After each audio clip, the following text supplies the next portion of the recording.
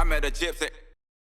See who's around, but we might have to get you in for Soupy Companion, I reckon. Mm. You've done one of those. You've done a few of them now, eh? Yeah, I did one with Bierman and That's right. You're on and the Harry. Berman one. Yeah. Yeah. If there's one to be on, it's one to be with Bierman. Fuck, that's right. I forgot about that, eh?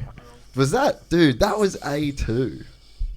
Was that when Jet crashed? When Jet and Ferrandis, like, that was like the most epic night. Yeah, that was maybe the best Supercross Companion ever. Yeah. Oh, we were all screaming, sitting here. Just, Dude, we should do some segments for YouTube of like some of the classic like Supercross Companion moments, I reckon. Yeah. Especially coming into Soupy, get people fired up. Because I think we'll do A1. So you're on the short list for that. We'll see who else is around. But yeah, right. I'll be on the list. I'll be hanging around. So D Wilson, everybody, join us for a little cheeky, what is it, Wednesday Arvo? Just a little Wednesday Arvo session in the studio. Yeah. Trying to get the reps back up, bro, you know, like been away for a bit, so trying to bust them out. Yeah, I've been busy, man, just plumbing, just a tradie, and it's hard work, especially this time of the year. Yeah. I've had a lot of time off, but it's still like I'm looking forward to Chrissy. It's it's always this time of the year, and it's just like I'm done with it. It's come up quick, man. Man, it's ridiculous how quick time's going at the moment. I swear, like even like I was 2 years ago in here just around Christmas, and it's like it doesn't feel like it was like 2 years ago. Really? Because I was in the mines then, and yeah. I'm 2 years into a trade now, and yeah, that's right, eh, dude. That just goes so quick. Yeah. But this thing, like, it's weird with this because it's sort of the same thing over and over and over, but the time still goes like so quick. Like it's almost like because it's so repetitive in a sense, like same studio, same like everything pretty much stays the same. So it like blends together. So it just feels like just fucking goes. I'll tell you what, it's making me kind of appreciate being in the moment a lot more now. Yeah. Because sometimes I'm just like, this week can be over, and then I'm like, next thing 2 years on, I'm like, slow down. So I'm just trying to like learn to appreciate being in the moment, and maybe it might work out. Yeah, well, I think when you're working too, like you're just around. Just it's like such a different vibe when you're doing the kind of work that you're doing, you know. Yeah, exactly. And you just need to get back on the bike, bro. Bro, I'm hanging like went 6 months, 3 rides back. Yeah. Back on the couch. It's been a tough trot, and yeah, dirt bikes, that's my release, and that's my happy place. And you know, after all these years, it's finally like that's what I don't that's care. How it is, like that's how it is. I've had time off from it, but we all go back to it. And man, I was out there every weekend, like, and that's why like tough when you're injured. Times are tough because you don't have that release so much. Oh, 100%. You can find other ways to get that release, but it's like... It's like when Nicoletti said, it's like a drug almost. Like 100%. You're like going on the weekend to like have this like euphoric experience. And then, you take that away through injury, and then you just like have to go cold turkey off something, you know? Yeah, and you hear people say that when you're on your bike, like it's just you and the bike, and as cliche and as that sounds, it's so true, man. Like when you're riding, like nothing else matters. Doesn't matter what's going on the outside. Like it's just like well, especially, dude, the way that you ride. Like you're so good at riding that it must actually be that enjoyable all the time. Because not all the time, but like a large percentage. Because it's not like there's no jumps you can't hit or like anything that's like too gnarly for you because you're at that level. I think about that when I go ride with Berriman too, because it's just like a dude that's just got so much natural ability that's obviously come from like fucking years of hard work. But so yeah, man, I can't even imagine how good. Like if riding's good for me, I can't even imagine how good it is for you. Yeah, but it's like it's the same as anything. It's like you only know what your speed kind of thing. Like you know what you know.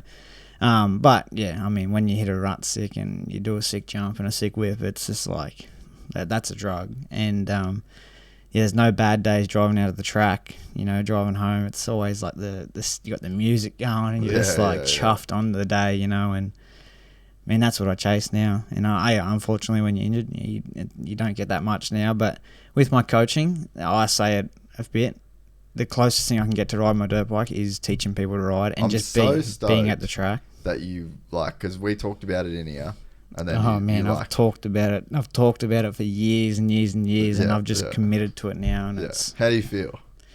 relieved that I've finally done it, and like, and it's been going good. Yeah, and proud of myself. Well, like, you should be. And that's the thing now. Like I said, like just trying to enjoy the moment and be appreciative of like where you are, and like you hear it everywhere. But the more you read, like I'm into reading and stuff now. I'm meditating. Like I don't want it to be just a trend, but it's purely like it helps, and it brings you back, and it's like a restart. And the things you read, like I read Ant Middleton's books. Yeah. And the Fear Bubble, just like some of the stuff he says, like I'm just reading paragraphs after paragraph. And I'm just like, I feel like I'm in this exact position, and it's like I'm trying to be that person, and and I'm just applying that to my coaching. Like it's at the end, like I said, at the end of the day, dirt bikes is really all I know, and it's all I've known. Yeah. I mean, I know other stuff, but not like I do with motocross. And you know, if I can coach and be around it so much, like, and make a career out of that, like, why not? Like, oh, dude, I just want to chase my dreams. Like I said, and I can't chase my dreams necessarily while racing, winning Supercrosses and stuff, which my dreams once were. But now it's like, I've kind of new goals, new dreams, and I'm chasing it. And because I know I'll get to 35, and it's like, oh, it's almost too late. Like I'm just making it harder and harder. And you got to do it. Like, even I know you like recently went through a breakup as well, but it's like, bro, that's a fucking blessing in itself sometimes. Like, not even on a, like, forget personal level. Like, if you fully take feelings and emotions out of it, like right now you're in a position, like you're mobile, you know, and all the decisions that I've been able to make in my life, and sometimes I was in like a fucked up position, but at least I was mobile. Like, you can almost be in a shit position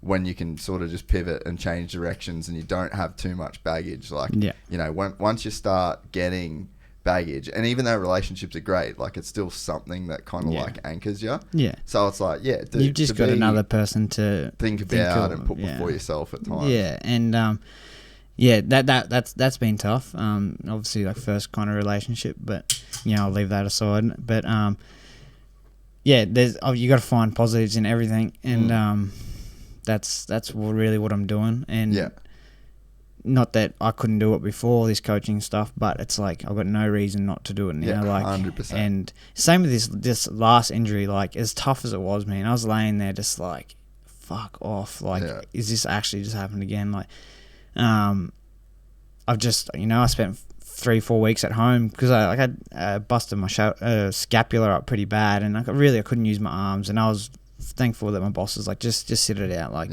I'm not getting paid, so it's all good. But I'm just like, what's the positive I can get out of this? And I was like, fuck it. YouTube, Shopify, build a website. Yeah. I've had some great people really helping me, like yourself, and then Taylor Pete.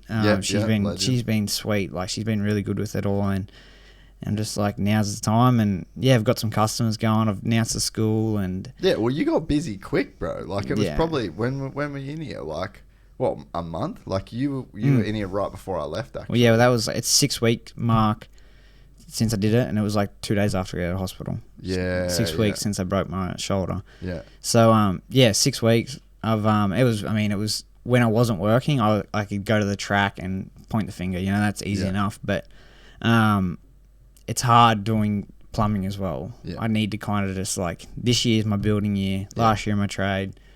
Yeah, you like get the ball rolling, like, and then it's the like run up. Like, there's a full run up to what you're doing, and it's like, timing wise is awesome. You know, I honestly think by the end of 23, you could be definitely full time coaching, or at least then just work a part time gig. You know, like, even if it's like, there's things that I can do, like, dude, for sure. Even the mines thing that I was doing before, it's week on week off, and I know that you know, week on week off, you got to commit to the mines as well, but you got 7 days consistently to you can use that week at the work, you know, at home, booking coaches and booking riders, and then just pumping out 5 days of coaching, and you know, eventually then if coaching was busy enough, I could just put it one if you're smart with your money, and you know, it's all a process. There's like 2 hurdles that I think that you get when you, like, first off in the position that you're at, kind of starting in, you know, trying to start a business, is like you already faced the first hurdle, which is like the fear of just kind of like actually committing all the way. That's like we've had so many combos like in the last couple of years of you kind of wanting to do stuff, and I'm sure like Jay has. I'm sure like there's a few people that have, but then it's like you come in here like 6 weeks ago, and it was like, dude, all you gotta do build Shopify, build do these few things, put up a story. It's like a few people share your story. You get a few people book in, and then you're fucking off to the races. And it looks like you were busy the whole 6 weeks since the day you did it. Yeah, and I was trying to be, and I was like, no days off, really. Like, it's possible, and then I'm not gonna be too. I just told myself that like, if there's weeks where there's no riders, don't just give up on it. Like, just keep going, and it's like it'll pick up. And I'm fortunate that I got a good name. I run with the Wilson name. People say like, oh, like Jay's brother, and I've probably said it on here before, but I just roll with it. Like I'm blessed to have that name, and I'm very lucky. You used to be faster than him anyway. So look better, anyways. You got better style. Just not as big bank account anymore. Yeah, true. Maybe last year it was. Yeah. Good on him too. Yeah. But yeah, so no, I think you did a good job. And then I think the second hurdle is people then that start something. It's like the period of you start a podcast and you don't have any listeners. Like no one has millions of listeners straight away, and I think it's just the same as everything. Like you gotta, but you almost like don't want to be good at your business straight away. Yeah, you just want to build with it. Because then you can learn along the way. Like and in it, I mean, to a small degree, like this was pretty successful pretty quickly just because no one else was sort of doing it. But yeah, even like there's guests that I could get on right now that would fucking blow it up deluxe, and it'd be like a new level of people. But you kind of just want to build that, like you just want to do that yourself, naturally, really. And you want to be ready for like when it happens too. You know what I mean? Like I want it to look a certain way. I want it to feel a certain way. There's just processes of like how you make the content, how long it takes. There's a whole thing that it's like this process, and you kind of like can't skip steps. And I think a lot of people. You don't want to go through the initial steps because like that's where you fail a lot more than you don't, and then it's like real hard to be consistent. But I think too when it comes to like if there's no customers or no people training for a week, then like don't give up on it. It's like the only way you could do that is if like it wasn't a part of like who you were. So I think that's the other thing is like you just got to make what you're trying to do like a part of you and like a part of the way you sort of like see yourself. So then if there's a week off or it doesn't matter because you're like, I've got this coaching thing that I do. I've got this like coaching business. Yeah. So it's like it doesn't matter whether that doesn't happen for 6 weeks, whatever. Like you can kind of rely on just like that perspective shift of how you see yourself now, Yeah, and as well, like how you're saying, it's just got to be a part of you kind of thing.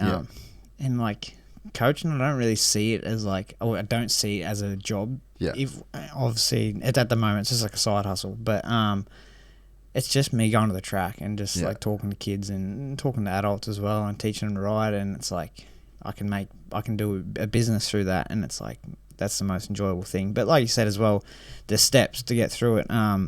I would hate to just like kind of start a business and then like someone swoop in and just be like, hey, we want you to do this.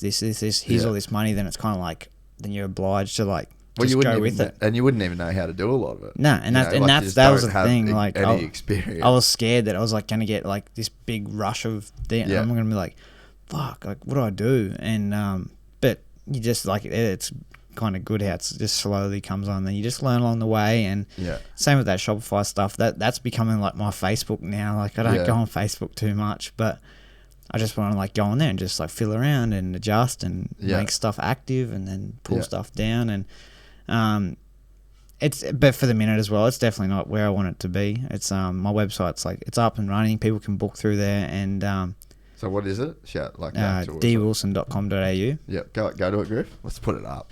Yeah. I need to book in some coaching, mate. Well, that's next year. But in the new year, once I get back on the bike, we're going to do a bit of a shoot, do some rap shoot, and there you go. And then style cut himself.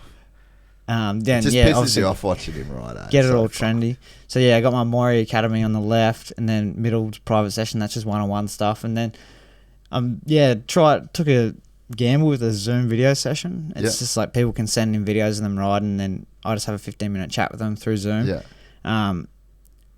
It hasn't done anything yet, but I kind of believe that it should work. And people need to just take advantage of that sort of stuff. And I'm not boasting and saying that I know how to ride a bike properly, but I'm pretty fortunate that I am talented on a bike and I can do certain things that most people can't. But at the same time, I've watched Jay, I've learnt with Jay, and Jay's taught me how to teach kids to ride. And well, you've got a lot of experience in the coaching stuff because of the way that you work with Jay too. You would be his coach. Jay loves me being at the tracks just because I'm another set of eyes. Yeah. I don't necessarily come in and be like, do this. It's just like, how about you try this? Because then you're going to save time here and make up ground there and blah, blah, blah. Same thing when I went to Japan. It was just like one or two things through the day, and he was just like, I love that. I love having someone here who can do that. And obviously he doesn't really have anyone there that can do that. Yeah. Misty's more so just like, good race. Yeah. Moral support. Yeah. Pops, high five, deuce. But, so that's sick. Yeah. So what? When's the Maury thing? So the 4th of Feb, and then that's going to be just like a more so beginner, not necessarily beginner, but just a standard school that I would usually run. You run through the basic fundamentals, and then we get on the track, put them all in place, put down some laps, and more so just have a good time, but get everyone safe and confident and doing the same sort of thing. And then the next one, they just announced a state title there in August, and I've booked a school for end of March. So, April. Sorry, their state titles, and then sick. So I got another school then just a few weeks before, and I'm going to run that as like a race session, so hopefully get a bunch of races there and teach them how to race a track. It's a track that I've got a lot of experience on. Track's still the same, and I was racing a 50 on it. So I've been racing it for over 23 years. And I believe I'd just be able to show them the fastest way I believe around the track, and hopefully that pays off. Sick, and, it should be good. So. You could do that at a lot of places, eh? Yeah, a bunch of places. A lot of places haven't changed too much. That's so true, mate. It's second gear. No, it's cool, man. And I'm stoked for you because it's hard to do. It's hard to put yourself out there at times, and especially it's not like you're not busy. As it is, so it went well. I saw Matt O'Connor did a class pretty much straight away. He actually made massive improvements, eh? Yeah, Matty was sick. Yeah, he's got mountain bike experience, but I just got him to do a few laps of a circle track, and I was like, let's do this, and then by the end of the day, he was on the big track. Man, technique was mint. He had it all dialed. I'm like, shit, he's picked it up quick, but like I said, he can ride mountain bikes. It kind of all falls into place, and as well, being older, they kind of listen and they apply a bit easier than what. And no kids. Bad habits. Nah, and that's the thing. That's what I try to get through to people. If you're starting off, go see someone. Yeah. Because then you only know how to ride the right way, and a lot of people just get on it and just elbows down. Dude, just on any random day at QMP, you see some of the worst riding. Yeah, and no offense to anybody, but it's you wouldn't unless you've been taught how to ride properly, you're probably not gonna ride properly. It's sort of just the way that bikes work in that sense. I'm not just doing it to sell my business, but it's man, when you can ride a bike properly and you do the right things, it makes it so much easier, and you get so much more confidence, and that's how you get better. Yeah. But when the way some people do ride, it's it's not that safe. When things go wrong, they go wrong, and they get to a speed, and it's you can't really gain after that. No. And you see it a lot growing up with juniors and stuff. They're just hanging it out, and it's fast at the time, but it's then they get to a level where dudes that are doing it right just kind of chug on by and just Harley Pizzuti was the best example of that. Not to I love Harley, but he was so fast up to a point.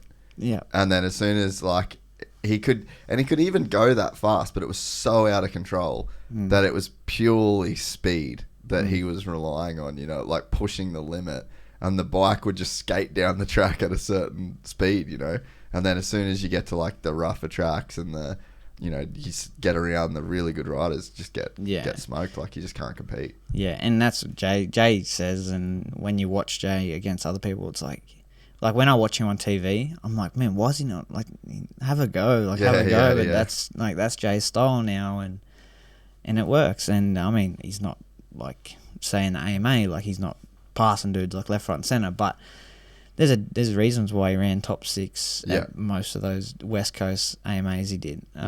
Just did solid, what he had to do, and just and was smooth, and like smooth is fast. And like you said, there's some dudes that look quick, but there's mistakes, and that doesn't always last. So that's all I'm trying to do. Just build confidence, safer riders, make sure they're doing the right thing, and happy to go. Yeah. No, happy customers anyways. And it'll be cool too, like once you get back to riding again after you crash, then you'll be able to, it'll just be more fun for you as well to spend a bit more time on the bike. And I do enjoy, at the schools that I've done in the past, I make sure I'm on the bike, because I like to just ride around with them and show them things, and kind of like, it's easy to sit on the side of the track and point the finger, but unless you're actually on the track and know how to attack a certain type of dirt or rut, it's like, I don't really feel like it's right to be explaining it. I'd rather just show them and then be like, this is how it works, this is how it should work. Yeah. So on and so forth. But for the minute, just the one-on-one stuff, I just been on the side of the fence pointing the finger. Yeah. Just with the stopwatch fucking screaming your head off. Laser pointer. So how was Japan? I think I'm going to get Jay on while he's home. But how was your experience there? Sick. It's a crazy good country, eh? Man, it's sick. Like, I've been there before. Shout out to everyone that listens in Japan, by the way. Yeah. I've been before snowboarding. That was sick. That's right, a couple of years ago. Yeah, I think that was around the same sort of time I was in here. But you just kind of you find that you're with Australians, and if you're in a snow mountain, it's like there's Australians everywhere and tourists. But when I went over with Jay this time, well, I surprised them.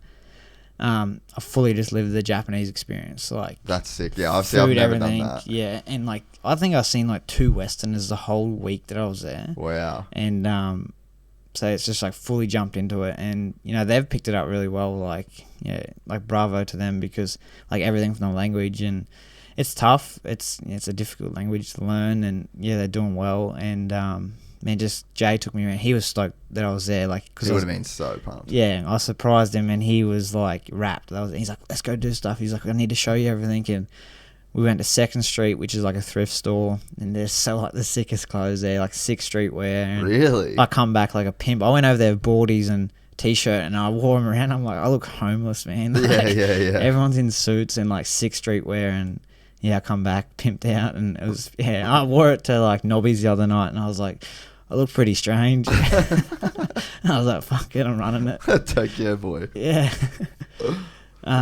But and then I got to watch Jay at the 3rd last round, and I would have liked to be in there for the race that he won the championship, but it just didn't really work out with my calendar back home. And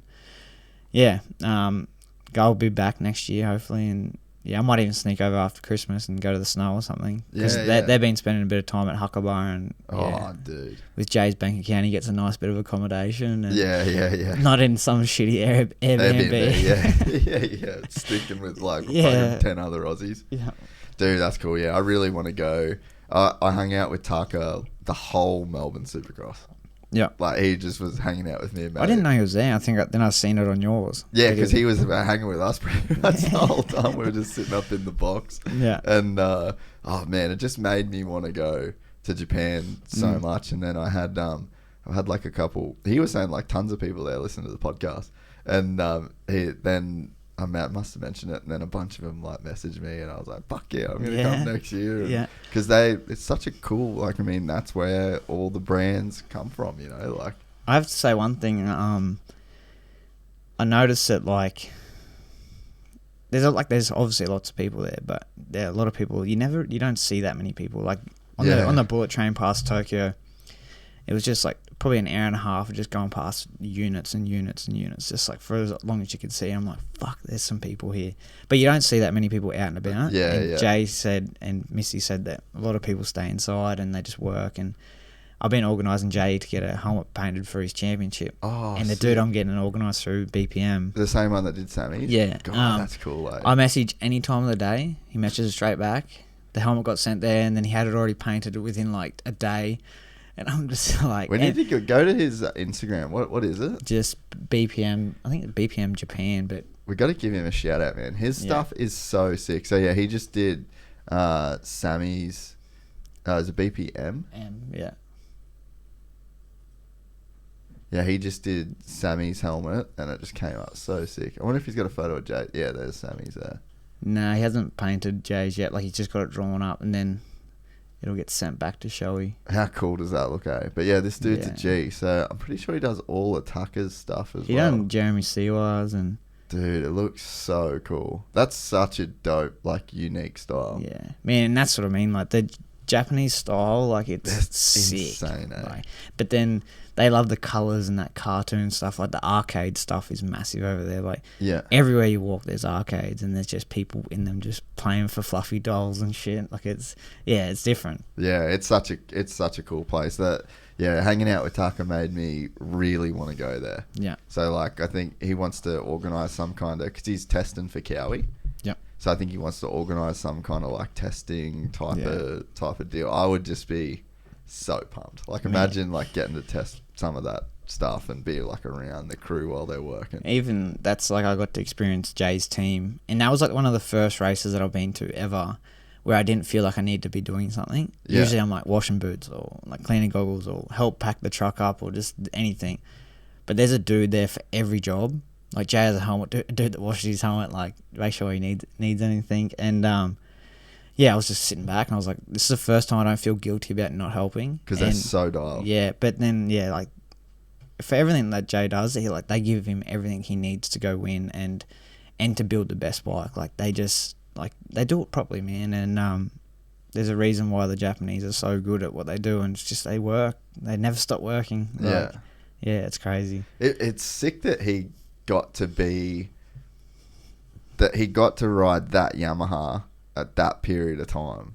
It's like it'll probably go down in history as one of the best 250Fs ever. From, like, dude, it's years now. Well, Jay won that whole championship in Japan on a bone stock bike. He's against, like, when I was there, I was like, I can tell that those dudes are on factory 250s. Oh, like, so stock motor. Go to his Insta. I want to see Jay's got factory suspension or he's factory Dunlop and KYB. Yeah. But bone stock engine, like no ignition or anything. It's really, yeah, like, and dude, he pulled whole shots and yeah, that's what I mean. It's like he's on. That looks like it's back home.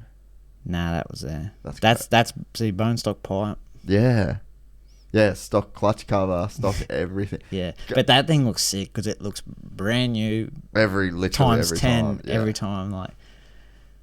Yeah, I mean, just the forks and stuff make it like. Oh. He had a 23 450 sitting there. Yeah. With factory forks in it. 23. Yeah, and it just looked that good just because of the forks. Yeah. Yeah, man. So to be a guy that gets to go and ride that bike in that time period with those people that made that bike, like they fully are on a unicorn. Yeah. And it's like, yeah, he kind of got to experience that because you could go there and just be on a turd. You know what I mean? Like, and just the timing, the way that it works out, it's just not that good of a bike. Imagine you were there from all the carby days and like whenever I feel injection. Yeah, like imagine being there on the first era of those 4-strokes or having a ride like the first RMZ 450 or something. Still jetting the thing. Yeah. You got a fuel injection next year. But definitely he's had a good time and he gets to test a good bike and he loves it and they love the whole experience. Yeah, well, and I think one thing that'll be good for Jay going forward as well is just to have that relationship direct with the factory. Like no matter where he races after this, if it's on a Yamaha, like they'll be making sure he's got all the shit, you know. Yeah, and I'm proud that what he's doing. A lot of people like have this dream of racing, but they forget about the hard things along the way. And he hasn't had it great the whole time. You know, he's lost rides, and he had a daughter when he had no ride, and then there was COVID, and then he made no money. A lot of people like give up at that thing, especially when you got a wife and daughter. Like, there's not much money. It's like time to go get a job, support the family. Pressure. Yeah, and he, I'm sure he struggled with it, and I know he struggled with it, and but he just stuck at it, and he's fortunate that he's good enough. He's very professional. Yeah, he has the right connections with the right people. Yeah, like I said, very professional towards all of that, and this is his career, and he did whatever he could, and he landed on his feet over there. And there's not many people that get an opportunity to do that sort of stuff, so it just shows that he's done good, and he's stuck at it. And no, it is cool. Yeah, he should be proud of mates, and like just to be such a good dude through it all too. Like humble in the wins, humble in the the fucking licks that you got to cop along the way. Yeah, and they love it too. They love Japan, the country. It's not just like. Someone actually said to me a couple of times, I've heard a few people say to me like, oh, like, how's it going? Like, does he like it? And I'm like, oh, why are we cringing? Like, he's got the sickest life. Like, him and his wife and his daughter live in Japan. I was like, it's not Bali, or it's not like a third world country. Yeah. I was like, he's not just riding like shitters. Like, he's got the best job with the best crew, and he's got his family there, and he's in the sickest country. Like, yeah, he fucking loves it. yeah. And Japan is cool, man. Like, even Matty reckons that Japan's the only other country that he could live in. Yeah. Brennan. He said, he's like, I'd move there straight away. Could you imagine Brennan living in Japan? He doesn't say nothing anyway. So, like, he'd get just walk around, smile. He wouldn't have to learn the language because he doesn't fucking say anything. Dude, imagine that. Like, imagine if you were just a person that just didn't talk at all. Like, you just felt no need to talk. You could live anywhere. Because you wouldn't have to talk to anyone. Just smile and wave, hey. Yeah. It is weird when you're living, like, this was my first, moving to Dubai. It's like, that's my first time I'll be moving somewhere where everyone speaks English, but it's like, you order something in English, and then they're speaking, whether it's like Pakistani or like they're, Vietnamese or whatever it is. So it's like you're kind of getting around in English, but you're not hearing anything in English. Yeah. And then like there's times, especially when I was doing like all my ID shit, only white person. Yeah. Or there's Russians and they're not speaking English. So literally you're just sitting there like... Is it just a mix of people over there? Yeah, crazy mix of people. What do they speak over there in Dubai? Everyone speaks English. Oh, yeah. But then it's like Arabic is the language that the Emirati speak. Yeah. But then there's like a lot of like immigrant labour, like so a lot of the jobs, like the people in the restaurants and all that sort of stuff, they're all immigrants from like either Africa, India, Pakistan, like, so it's just, dude, it's a crazy melting pot of cultures. It's the most multicultural place I've ever been. Yeah, right, okay.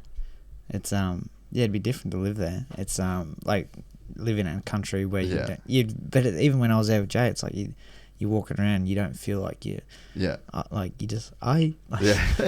Yeah. I just walk in everywhere and they start like going, hey, arigato, and I'm just like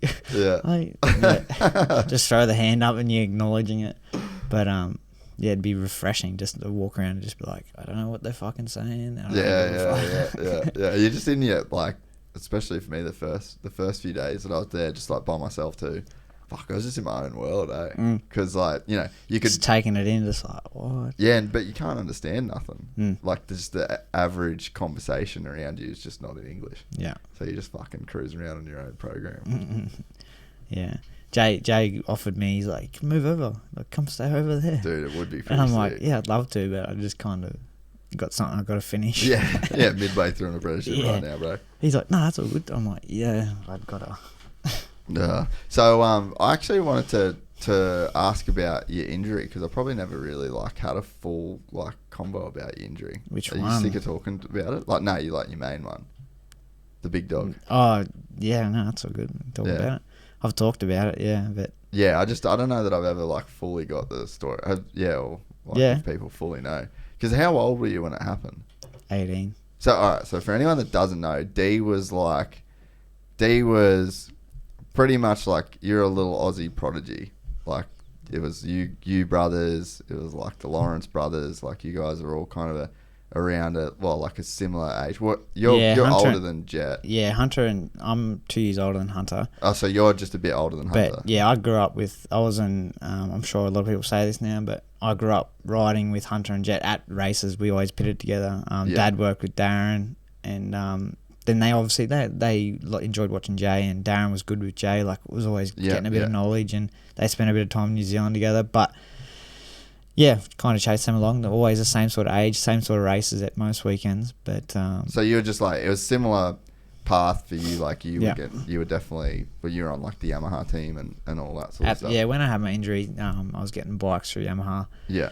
But growing up, I was just like, whatever Jay was on, like he was Suzuki. Then Dad's like, oh, can you throw him for the bro? And then then I kind of proved myself as we went. And then the year I had my accident. Bish. Were you still a junior? No, I was under 19. Yeah, you are. Yeah, I thought so. Yeah. I was a couple of years into senior. Yeah, I thought so. Yeah. And the first year, like senior, I just kind of did a bit of sunny state stuff, won some Queensland stuff. Dad's like, oh, don't really want to throw you into the nationals just yet, like when you're ready. And we did the last 2 rounds, and I was like running up front with Jay. I had my first one, I just snapped a chain, and Dad's like, fuck, maybe we should have taken to all of them. And I was just like, I was happy to just doing them. And I was the type of dude, I used to get nervous, man. I didn't really? And I was like the dude just to hang out with my mates. Like, Dad would always take Jay to the races, like focusing on Jay, not focusing so much on Jay, but he like, took it more serious. Yeah, and I was just like running around with my mates, and I'm like, oh, I got to a race now, jump on the bike, come back, just fuck off, and just go hang out with my mates. And you didn't take it that serious because you got real nervous, do you reckon? Or no, I just didn't realize. That competitive? I was a kid, man, and just didn't really give a shit, you know. Yeah. Wasn't spoiled, but like just kind of it was just always there. Yeah. That's all I knew, but yeah, then the year I had my accident, I was like, I can win like the 19s that year. So I knuckled down, and I was fortunate that Dad supported me any way he could. Like, definitely not like rich, didn't drive the new vans and stuff. I drove a Holden Colorado Trailback Ute with my bike on the back with P plates, and I did a bit of labouring here and there throughout the year, and just Dad supported me where he could. And yeah, I went to go to the first round nationals. I broke my thumb like leading up to it, so I had a bit of time off, and then first race, second, I was like, oh, with a shit start, and I was like, maybe I can win this, Dad, like, and then that's the last thing I kind of remember, and hit my head, woke up a few weeks later in Caulfield Rehab Centre.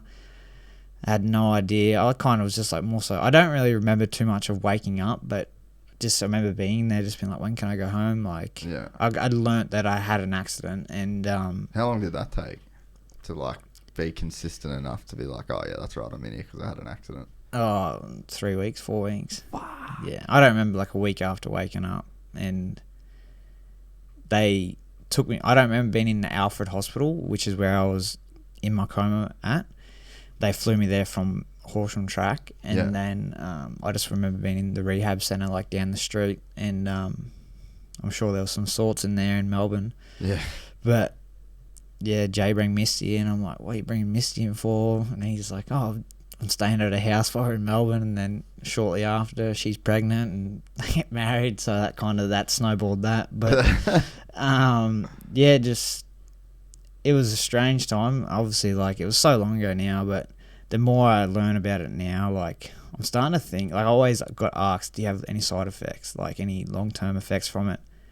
And I didn't believe I did. I got tired. I had to rest and all that sort of stuff. And I still do. I still try to get my 8 hours like every night. And but I don't know. The more older I get, like, I'm starting to think that like things have snowballed from that. Yeah. Because I've seen like, have you seen Concussion, the movie? Nah. But I feel like I've known a bit about CTE, it. like the brain thing, and I don't think I might have CTE because that's more so like a constant head knock, constant head knock thing. But I don't know, like the brain's so gnarly, like you never know. Like I can spit it any minute, but not any minute. I'm not a psycho, like I'm not crazy like that. But it's just like with your temper, like if I just got it's. That's why I've been doing the meditation stuff and just like really trying to get on top of it, because it's like I'm at an age now where it's like I just need to do something about it, because I've definitely got on top of it, but it's taken some work, and it's like yeah. And then, like I said, it's only this year I've kind of been like maybe that's all snowballed from that. And I think half the battle with something like that as well is to if you recognize it. You know, when you don't know what you don't know. So for you to say, oh, this year I've like started to kind of like maybe recognize some of that sort of stuff. You're probably halfway to fucking getting dialed now, you know, because it's when you don't know about stuff like that, that's when it can sort of catch you out. Yeah, for a 26-year-old, I feel like I've done a lot, I've been a lot of places, and I've experienced a lot of things, good and bad. But yeah, like there's a lot of people that I know, especially in the dirt bike industry, that like there's so many people you see that are injured, and I know people that have hit their head and they maybe don't recognise it like they probably should. But yeah, I'm pretty aware of it, and like I said, I do my reading and I look into it a bit. Probably could look into it a little bit more, but I'm just getting older. I'm starting to recognise it, and like you said, that's half the battle is finding it and kind of been like acknowledging it and trying to do something about it. So yeah, that this year's been like that. Like it's been tough, a couple of injuries and a lot of time off work, and I split up my ex, and it's just been, but I'm keeping positive. Like I said to you before, just find a positive in everything, and I'm trying to. And all the best shit, man. This is from someone like older, you know, like almost 10 years older. So it's like 10 years of dealing with an extra 10 years of dealing with the same shit, you know. But you always find that the stuff that you think is like the fucking bottom of the bottom is just the start of like the best thing that kind of ever happened to you, you know. It's just like a full stock graph, like, and I think me and Sammy talk about all the time, like everything's just a wave. Like shit goes in and then it goes out, and it goes in and then it goes out. That's whether it's like your bank account, you know, you got like money comes in when you get paid, and then it goes back out, and it comes back in and it goes back out. And you know, I just feel like everything in life just like follows that pattern of that wave, you know. Dude, you can see it on the analytics for the podcast. Like you drop a video and it goes up and then it comes back down. And then it's like almost you look for those patterns in life, and then it sort of gives you almost like a little bit of predictability. You're like, all right, I'm fucking at the bottom right now. That means I'm on the way back up, you know? Yeah. And then every time you just hope that peak gets a little bit higher. Yeah. And then you don't fall as far the next time. But it's even like you kind of like, you know, what goes up must come down, and it's like, okay, I know that I'm at a high now, and it's like in the past, like usually it's like a crash, but it's like, what's a way I can maintain this? And just kind of like not reach for the stars too much, and just kind of maintain. And like I like just sitting here, and and maybe that's what I'm trying to do. Yeah, I'd love for that to be. Yeah, obviously, it'd be sick to be up here, but if I'm happy cruising here if it's just consistent. And I think too, like you just, you know, you're on the right track doing like the coaching thing, and it's obvious it's starting to fucking work out, you know. So just focus on myself. That's all I'm trying to do, man. Like and you just get that little bit better, and that's why I got that tattooed there. You know, it's like the Atomic Habits. Just get 1% better for 365 days, 37.78 times likely. Like getting. Be better at that thing. Yeah, okay. So it's like fucking 1% every day. Just and that's big gains. Anything in life, 1%ers, just chase them 1%ers. Yeah. So, it would have been hard to. It definitely. I think it's probably. You got like the physical stuff from having a head knock that bad, but then there's also would have been the emotional stuff that you'd have to deal with. Like literally one of the hottest prospects in Australian racing.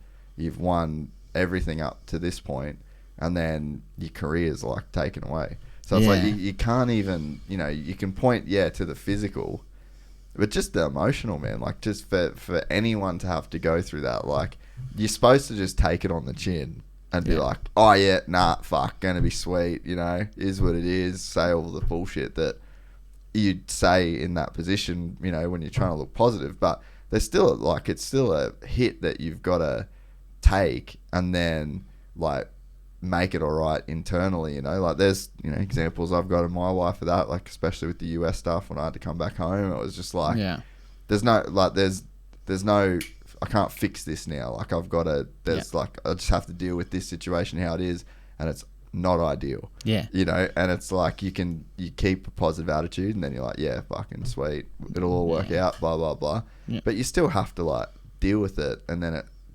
leaves an effect that would be, you know, just as gnarly as like the physical effect that you got to go through. Yeah. And people probably don't talk about that side of it enough. Nah, well, yeah, like I said, I was 18, man, and all I knew was riding my dirt bike. But that was a year I was kind of like, all right, this is my year. Yeah, this is my year, and I'm going to give it everything I got. And then next thing I'm laying there and like, oh, no more dirt bikes. And I'm like, oh, yeah, I've heard that before. But then I was constantly like, people are saying, you're not going to ride again. Like, you can't ride again. And then I don't really want to say I believe, but I almost feel like I was convinced not to race again. Yeah. A lot of people, I've seen people with brain injuries now go back and still keep racing. Like Joel Evans, maybe not so much brain injury, but neck injury. Yeah. But that's gnarly, and he got back at it. And I'm not saying that it would work out different to where I am now, but you just kind of wonder sometimes where I could be. But yeah, just an 18-year-old kid that just had his dreams pretty well ripped away from him straight away. Like, you know, it was only the start. And I got lost there for years. I was like, not in a bad necessarily way, but like I didn't know what I was doing, what I should do. Yeah. Should I keep riding? I was trying to ride a little bit, and then I went traveling, and that was sick. Like I got to experience a life that a lot of people don't get to. Yeah, if they stay in moto. Yeah, and even just general life, man. Yeah, like, true. I was fortunate. Like, we're all fortunate that race dirt bikes. Like, on a weekend, all my school kids would go play footy and do that stuff, and I'd just travel the country racing dirt bikes, and people don't realise. And it's a crazy good upbringing, eh? Man, like, at all our schools and stuff, and if people ask, I'm just like, man, get a bike and just go riding, because that is the sickest life. Like, make it work. Whatever you got to do, make it work. And so when that got taken away, and I kind of did a bit of travelling and come back and was like, should I get a trade? Tried a few different jobs, and I'm at the point now where I don't want to stick to the straight and narrow and do the safe thing, get a house, buy a mortgage, not just yet anyways. Like, I just want to, I'm happy to jump in a van and just go gypsies for a while, and just go coach some dirt bikes, and like, I don't have to follow no path, and I feel like people do. They don't follow it. There's no written book about it, but it's just like, that's a safe way. Just go do this, do this, because this is what he's done, and this is what he's done. That's what Dad's done, and I'm just going to do my own thing, man. And like I said, just focusing on myself, write my own book, and just just do whatever. Like, I don't really know what tomorrow brings. Like, just kind of have fun with it. And that's the thing. Like I said before, the coaching, I'd hate to get to 35 and be like, why didn't I do it? Like, what I should, like. And I'm 35. Yeah. So it's like, think about, you know, if you do it from now until you're 35, like that's me then. Yeah. You know, like, you'd just be either have the sickest run or it doesn't work out, and I can just. But either way, you're going to be 35 at some point, so there's a future you that's going to find out. Yeah. So, and that, like, if like I said, I get to that age, and I'll be happy that I just did what I wanted to do, what my gut wanted to do, you know, and instead of just sticking at a job that it's just like I don't necessarily want to be at. Yeah, it pays the bills, but fuck, money's not everything, man. Like, a great big bank account would be sick, but like, well, especially when you've got.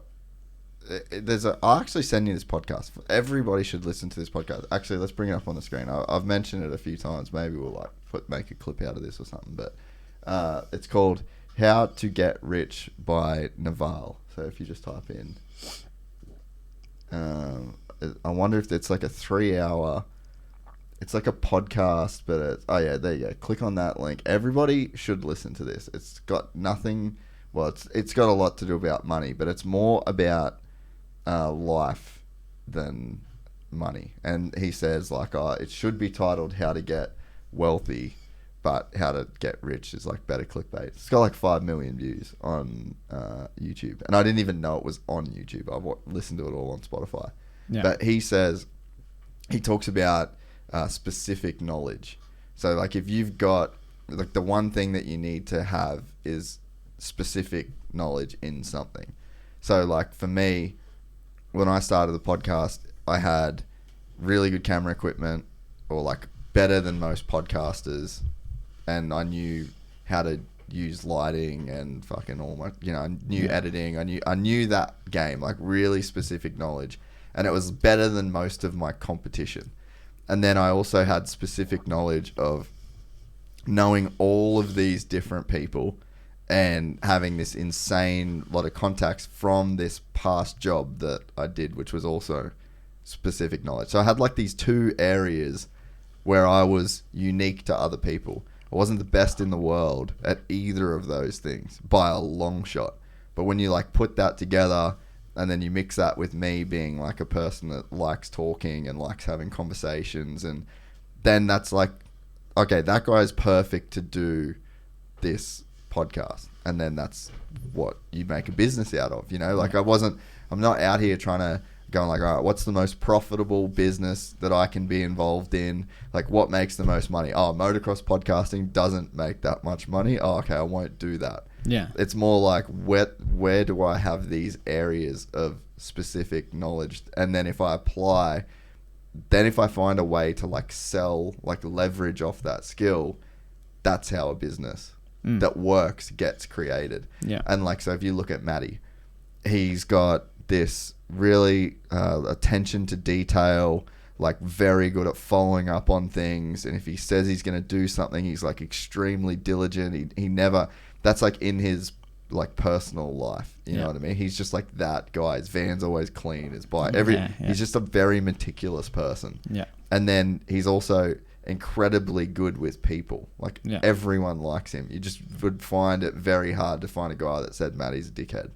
And then he has specific knowledge of the motocross industry, the athletes, and also like he can ride himself. Yeah. So there's like these little individual characteristics that he's got where you're like, okay, you could then leverage all of those things and make like a business out of it. Yeah. So like everyone kind of has something that they know a lot about or they're like super into. So like you look at that as like your specific knowledge, and then you kind of like start from there. And like you look at you've like, so now you've got this specific knowledge of like racing all these tracks in Australia, spending your whole life riding bikes to the point where you don't know anything else almost. Yeah. And then you've got the talent. Find it hard to know much else. Yeah. Hey, you don't need to though. But then you've got like the physical element on the bike, and then you're good with people. So then it's like there's like your ingredients to, you know, and then I think that the next step is once you've like figured those things out. And I think anyone listening can apply those things to your life, you know. And then when you find that thing, like I said, you just make it. You just decide that's who you are. Like you're going to do that thing. And then whether it makes a bunch of money or whether it doesn't, like you sort of let that be the direction. So like, with you, man, it's just, you're fucking dialed. You've just got those ingredients together, you know? Yeah, as long as I can eat and put fuel in my car at the time. And I mean, I'm happy just cruising at the moment. Like I said, money doesn't mean much to me. I mean, it's nice to have good things, but if I can ride my dirt bike, pay for some food, put some fuel in my car, like that's sick. And that's what I want to do. And exactly everything you just said, like I just want to use my skill that I've got. Yeah, I'm good at talking to people. Yeah, and why not just put all that into place? I've got knowledge of all the tracks and how to race, and may as well just do something with it. And a lot of people just throw it to the side and just go build something else, and good on them. Like. But I just don't want to be. I can't. I don't want to do that. Like it's I've been like Dad said to me. He goes, "You've raced and rode your whole life." He goes, "That's your apprenticeship there." 100% agree. He's like, "Fucking use that trade that you've got." Yeah. And it's so like, it's like a skill that not everyone can do. You know, like it's like you don't have an apprenticeship in it. Like you've got like a PhD in it. In the sense like you've done a 10-year doctorate degree. It's not just like you've raced for a few years at like a certain low level, you know.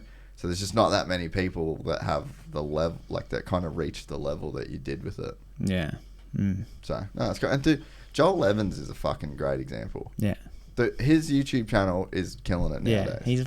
I sit there and I look forward to watching him. Bro. Yeah. He just does like a really fucking good job. Yeah. Slow grind. Yeah. Everyone would have been looking at him in the pits 3 years ago when he was first doing that, being like, fuck, bro, like, you're not doing that good at races and you're vlogging about it. Like, there's nothing doing here, man. Yeah. And then look at him. And, like, his racing has gotten better with his videos. Yeah. Like literally, I give it to him, everything's man. got better, man. I've known Joel since I borrowed his sister's 65 for my first ever junior titles in 2005, and because it was better than mine, and we've been really close friends with Joel since then, and man, he's just grinded and just kept at it, and he loves it. And he just, like, him and his girlfriend jump in their van. Yeah. I said it the other day. Just jump in his van and he just chases a dream. Yeah, he doesn't make heaps of money, but he gets by. He does what he can do. Does his moto bar pad thing, and which is really good, by the way. And that's just chasing the dream, and that's all I want to do. Something like that, like get in the van and just go. And how many subscribers has Joel got now? Have a look. Yeah, because I think I was looking at his Philippines video. Yeah, when I saw it, had like 17,000 views or something. Yeah, 12 and a half. That's good, man. Yeah, dude, 30K on his. That was a sick vlog too. That was sick. I haven't watched that one. That was good. But yeah, like he's getting some good numbers, man. You got 97,000 on this first Philippines one. That is legit, bro. Yeah. Click into that. Play a bit of it with no sound. Him and Jay, they just remind me of each other so much. Dude, I know, He's privateer Jay. Yeah, show us some moto. I want to see some fucking racing. They're like the same person too. They just keep going. Very similar, quiet and just do their thing. Oh, I didn't even get the whole shot. Oh, Holy okay. Shit. No, he did. That's experience. He right said there. that they just send it. Hey, you guys, they just T-bone you. Wow. Oh. Dude, he just went from like 1st to 7th right now. 10th. Just getting eaten alive by the Filipino pack. He rode a pretty sick 450 this year. Oh no, 250 I think it was. No, he rode 450 I think. Oh, and where? 250 this year, like his latest one that they've released. Oh yeah, right. It's got it's got carbon tank, factory forks and stuff. Really? Coated forks. That's awesome. He's such a good badass, dude. He's such a good dude too. Yeah. But I mean, yeah, like you'd look at his 3 years ago, what he was trying to do. Yeah. And, you know, it's very easy to say that there's no point in him doing that. You know? And then now look at him. And that's the thing, man. There's like this thing that with our industry that's like, people, like, why is he still racing? Why is he still doing it? And I'm just like, I know dudes that I grew up and raced with that still are at the national every round, and they're still there with mum and dad, and I'm jealous as fuck of it, because like it is the sickest life. Like, you can go to work through the week and do the job, but if you can go race the national on the weekend and do that stuff's sick. And like, he might not be winning, and other people that are racing privateer might not be winning, but it's like, good on him, man. Like, I'd love to go race the national again, but back to the nervous thing, like, I'd freak out when that 30-second board come up. And as well, because I know like where I could stack up, but I definitely don't have the training and the time. Yeah, I'd have to fully put time in to do it. But that all comes back to race experience. Like, I haven't raced for too much for like the last 5 years, and that beats a day at QMP kind of thing. So. Yeah. So, all right, let's do some bench racing for Soupy this year. What do you got, mate? Are you excited? Yeah. What are you thinking? What are your thoughts? Where's your heads at? I always like your moto analysis. I mean, Tomac on those new 23s look badass. Yeah. He's obviously... Has Jay rode one of them yet? Yeah, he spent a bit of time on it. What does he reckon? Yeah, he loves it. Okay. He gets into the analytics of it too much. Or not too much, but for me, and I'm just like... Yeah. I think it looks sick, but... Yeah. But yeah, Tomac, he'll be good. Last season. Yeah. Happy Kenny's a fast Kenny. Yeah. As long as his legs are alright from kickstarting. But, man, I actually watched a video of Justin Cooper on that 450 the other day. Dude, did you watch that same one? Yeah, I saw your comment. I'm like, dude, he looks sick on that thing. Yeah. Go to his vlog, dude. Have you seen his vlog? Yeah, let's have a little watch of this fucking thing. Yeah, there you go. How many views are you getting? Everyone's running the vlogs too. I rate it. How's the Star compound, bro? It's changed so much since they bought it. Yeah. It didn't have that big factory they're in now? No, they built... There was like 2 sheds there. Man, these Starboys are good. How's the whoops, bro? Kitchen looks quick too. Yeah. I've seen some stuff on Deegan's. Is that no, there's like 3 lanes of whoops there, man. Yeah, they're fucking... Oh, maybe put some sound on. There's probably not music behind it. Oh, this is a photo shoot. So is he doing West just a couple of rounds on a 450 or? Yeah, I don't know. I feel like they should probably just let the dude race like all of them. I mean, I know obviously they've got like a lot of guys out there. That'd be Garth and Swanee doing the shoot. Is there any motos of him? Like just motoing? No, go to the end of the vlog, see if there's like any. See if they put in some laps. Nah, not really. Oh, bit there. Imagine being able to ride like that level of facility every single day. Every day, just like under the pump, or not under the pump, but it's just like you're chasing. You got someone to chase every day. Imagine how much better you'd get. Yeah. Like even at the level that those guys are already at, you know. Yeah. Oh, this is like these whole like even Baker and stuff. Yeah. The last like 5 years, that it's gotten so crazy. This whole facility thing, and the riders have improved because they're riding with each other all the time. It used to be just like the 2 teammates would just do the test track stuff together, but now it's like the whole crew.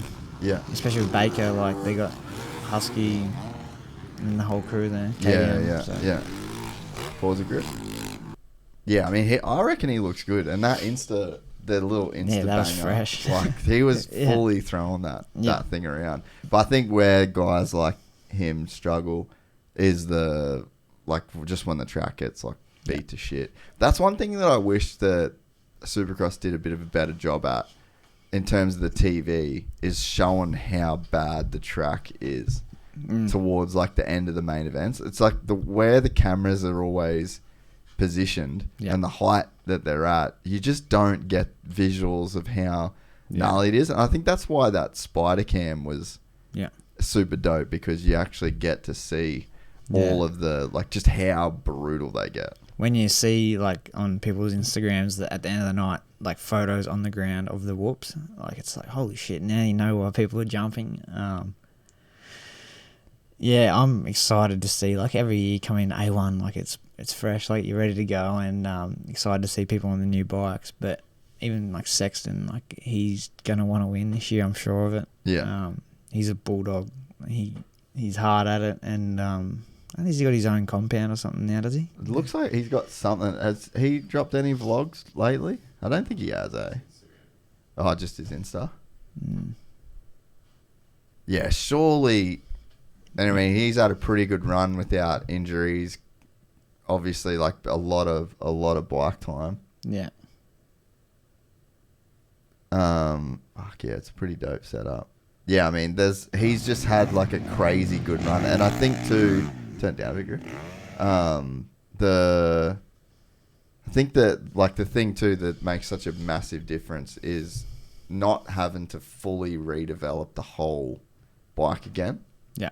And then I think, because obviously you go from like year one, you just spend so much time testing the bike instead of just riding the bike. Like, you know, I'm sure they get a setting and then they spend some time on it, but then they're always chasing like a new setting. And then especially too, I think last year wouldn't have been as good for HRC because you got Kenny, who's like the main rider, and then Chase, who's like the main rider. Yeah. And then who do you make do the dog day testing? And then I remember Todd was on here once and he said how weird Kenny's suspension was, like when he rode the bike. So then if you're Sexton, you pretty much can't trust anything that Kenny says because it's such like a different setup to what he would be used to, or like what he would want to run. Well, Sexton's been pretty open about that as of late. Oh, really? That I don't know where I've heard it. I've heard it a bit. That Kenny's bike was nothing the same, but him and Colt are pretty similar. Yeah, that's why I heard that. Yeah, and I think maybe for a long time he was probably riding. He almost probably was given Kenny's setup from the start, and then he's just like tried to find his own one since. But I think he said that Nichols is pretty close to his, and they work with each other. So and then I think the thing that makes a difference there is like Colt's clearly the second rider on the team. There's no one would make that argument, and he's got a 1-year deal, and he'll be wanting to stay there. And there's times where you'll see guys like an Andrew Short or a Ivan Tedesco, like once they're not like winning all the races, but they're such good team dudes, and they're so valuable at testing and creating like really good base settings for the main guy. So I'm sure that Colt would be like fully trying to play that role within the team, and then it'd end up helping both of them. But like I feel like that's a massive plus in Chase's corner this season. Yeah, definitely. I mean, it's third year as well in that 450. Yeah. And he's had 2 good years of like, and then especially last year, he's just like it's just rolling into it, and it's just like it's his perfect year building, for him. And then you think about he won his 3rd season on the 250. I'm pretty sure. Was it? Yeah. I don't know. Or was it his 2nd season that he won? 3rd year that he won. Yeah. And then he won. Yeah. So yeah, he's sort of like that building, kind of into it. Yeah. So yeah, I think he's going to be fucking good. And then you got to think that after having the season that he had with Eli Outdoors, that you'd probably be like, oh, okay, well, I'll just do the same thing again, like once you've done it once, you'd have to like back yourself to go again. He's like I said before, bulldog, but like just mongrel. He doesn't like give a fuck.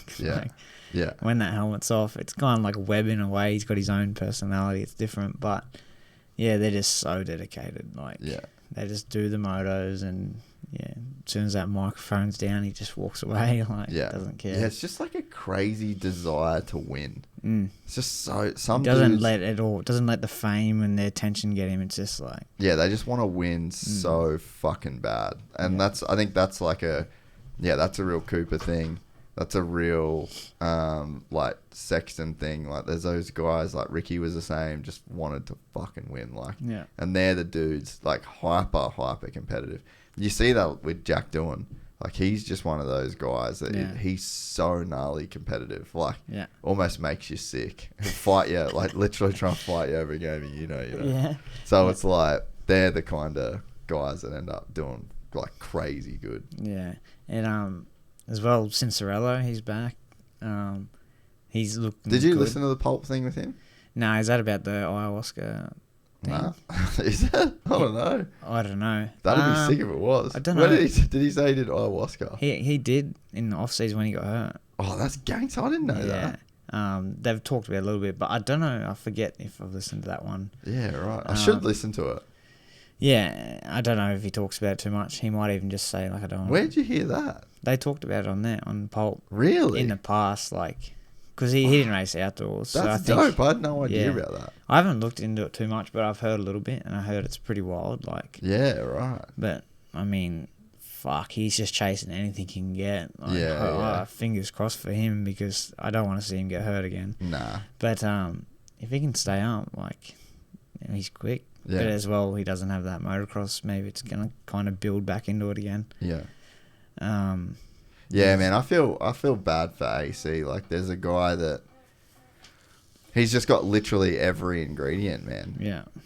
He's super fast. He's the most likable guy. He's one of the smartest guys. He's got one of the best fan bases. Like, he's on one of the best bikes. Just everything is going for him except injuries. Like, for the typical homeschool motocrosser dude, it's just like, he's smart, man. Like, just the way he talks, I'm like, shit, like, what did he do? Or like, I don't know if it was his old boy, that just the way he was brought up around his family. Just smart, man. Yeah, like, he knows a lot, and he's just very good at speaking. And even when he did that night in the booth at the Supercross, unreal, dude. Yeah, like, you would think he was just normally in there, and yeah. I did an interview with him. It's actually on our channel. I don't know if you ever saw it, but it was in like 2014, and I had this project that I was like almost shooting a pilot for to try and sell Red Bull this project. I still would love to do it one day actually, but I sat down with him at night just at his place, and it went for like an hour and a half.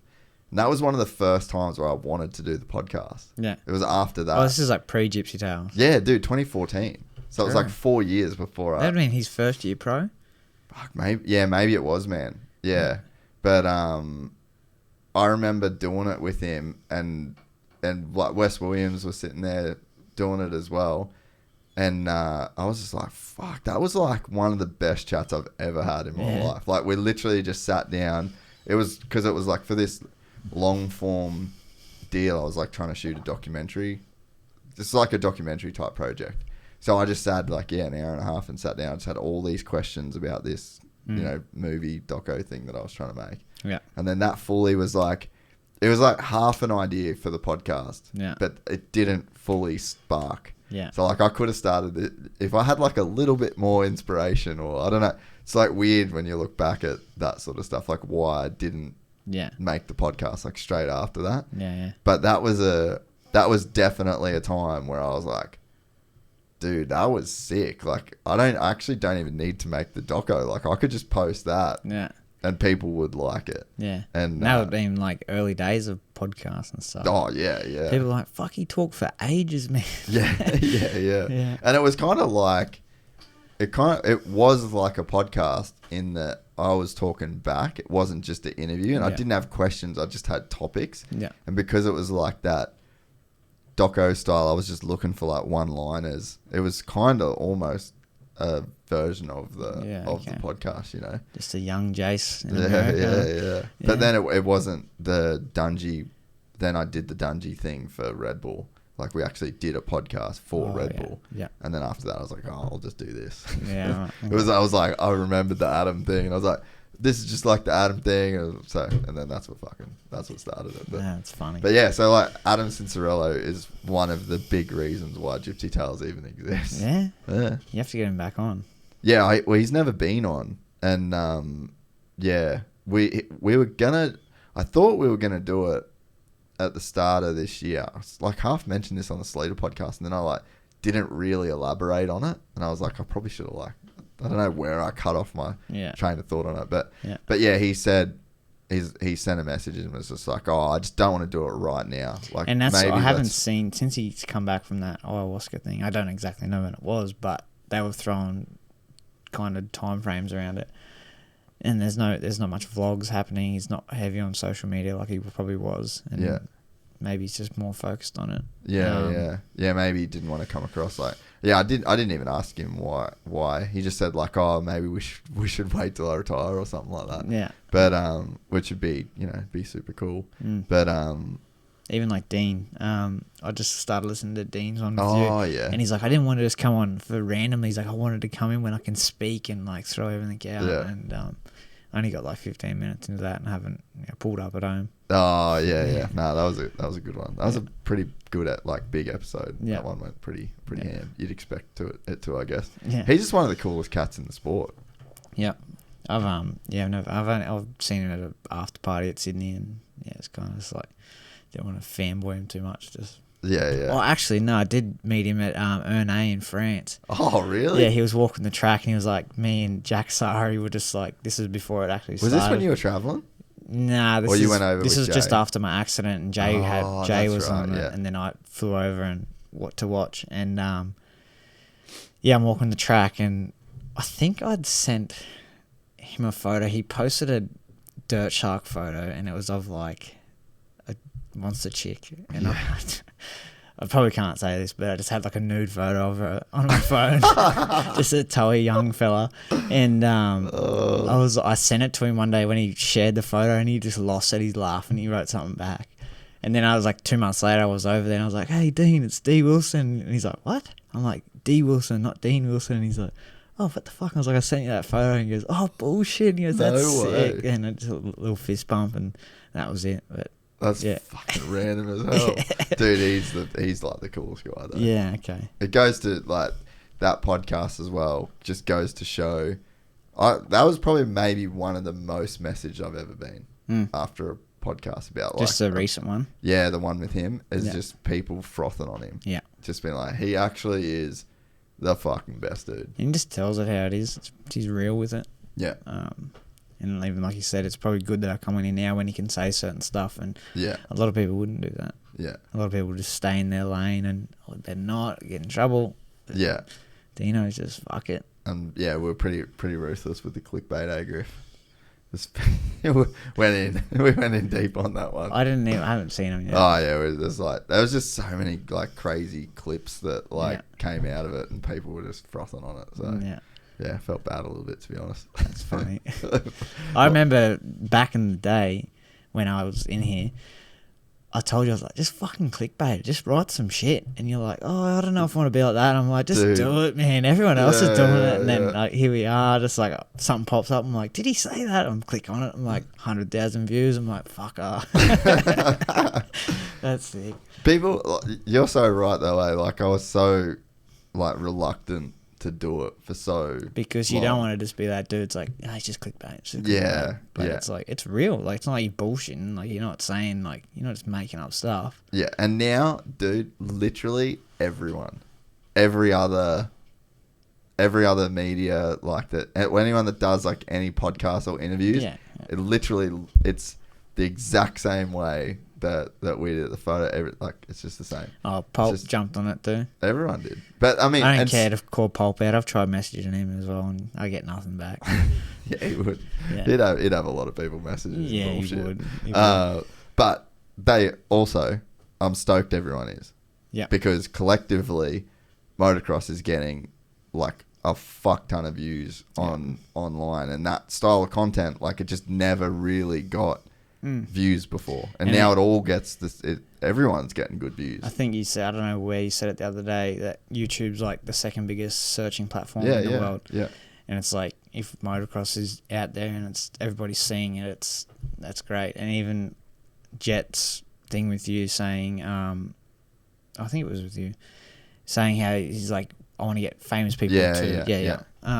Like that sort of stuff wasn't happening like 10 years ago, and when Rodman turned up, like, that shit's sick, because like the amount of people that follow Rodman, and it's like, oh, dirt bikes, like they race them things. Oh, Rodman's hanging out, fuck it, I might go watch some motorbikes, you know. Like, it's just the way the world works, and you think maybe it doesn't. I'm just imagining that, but it's like usually what you're imagining, that shit actually happens. That's how it works, and like even our Instagrams or YouTube, like this new subscribers, it's just people that like, I get messages all the time from people that are, I think the most common is they used to be into moto when they were a kid. So this is this is the dope thing that Gypsy Tales does, and this is like one of like the main goals of it, is like, we just feed into this, we just find our way because of the YouTube algorithm and Instagram Reels and TikTok, and there's these algorithms that are out there now that are so fucking dialed in. And then it just finds people. So if you're a guy that like randomly searched motocross one time a couple of years ago, or you watch like 5 TikToks in a row, then it's like, you just think about it now, it comes up. Dude, pretty much. Like, you mention it, like you talk about it in your car, whatever. But it's like there's these complex algorithms that are like trying to serve people content they want to watch. So like one of the most common messages, and it's awesome, is you get people that are like, oh man, I used to be in the sport when I was a kid. Yeah. And then they just once their dad stopped taking them racing, they just left the fucking building. And there was nothing for them to like suck them back in. And then you get a podcast where you see some fucking Deegan clickbait, and then you're like, dude, I remember Brian Deegan has a son. Yeah. And then they click into it, and then they watch that's it. That's Ricky Carmichael's old place. That's his water truck. Yeah, exactly. And then you start to like suck these people back in, and then the next part of the message they send is like, oh, I just bought a new bike, first time since I had an RM80, bro. Yeah. And now they're in the fucking, they're in the ecosystem, and they're buying parts, and they're getting coaching, and they're, like, that's how the shit grows the sport. And you're out there, like, that's like the beauty of yours, like, especially like having people like MX Store, and then when you talk about them, it's like people like that. It's just like, where do I go to? And then it's like MX store. Like D's Motor Academy. And it's like, shit, I need to learn to ride this thing. It's been 30 years since I've rode a bike. I want people to like trust that and believe it and drop the ego. Be like, fuck, I could ride a bike 30 years ago. I'm sweet. Yeah. And then first ride, they, like, unfortunately, big one, sell the bike, never again. How often do you see that? A lot. How many messages do you get like that? Oh, dude, for sure. Yeah. I feel like every 252 stroke that you buy off Gumtree is got like a broken rear fender and a fucking ball back tire. Because and the wife's selling it. Because they've flipped it and then they've cartwheeled it and then they've done a one drunk burnout on it and then when they've fucking realised how hard it is to change a tire, it's like addictive. Like it's get it, you get that little taste of it, and you start going faster, and it's like, fuck yeah, I can turn up now, and and then sure enough, but that's the like the reason to do that clickbaity sort of stuff, you know, like it sort of sucks doing it in a sense. I'd be way better if you could just title the video and then like people would just watch everyone you posted and fucking the world's beer and Skittles.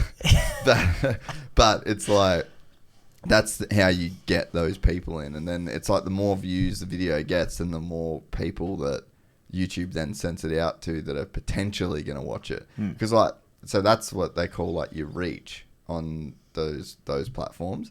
And so it'd be like reach is how many times your thumbnail has been showed on the homepage of YouTube. So there's like, we probably have, I can't remember the percentage, but it's like 5%.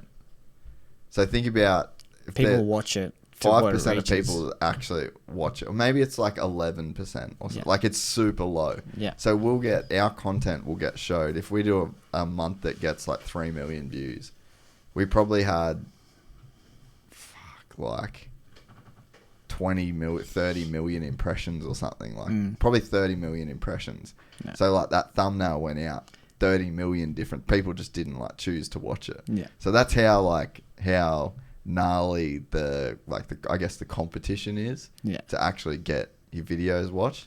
But to get that, you know, more broad appeal, like you've just gotta kind of like play that game. But then that broad appeal is what then brings in the new fans, which is what we've always said we're like trying to do, you know.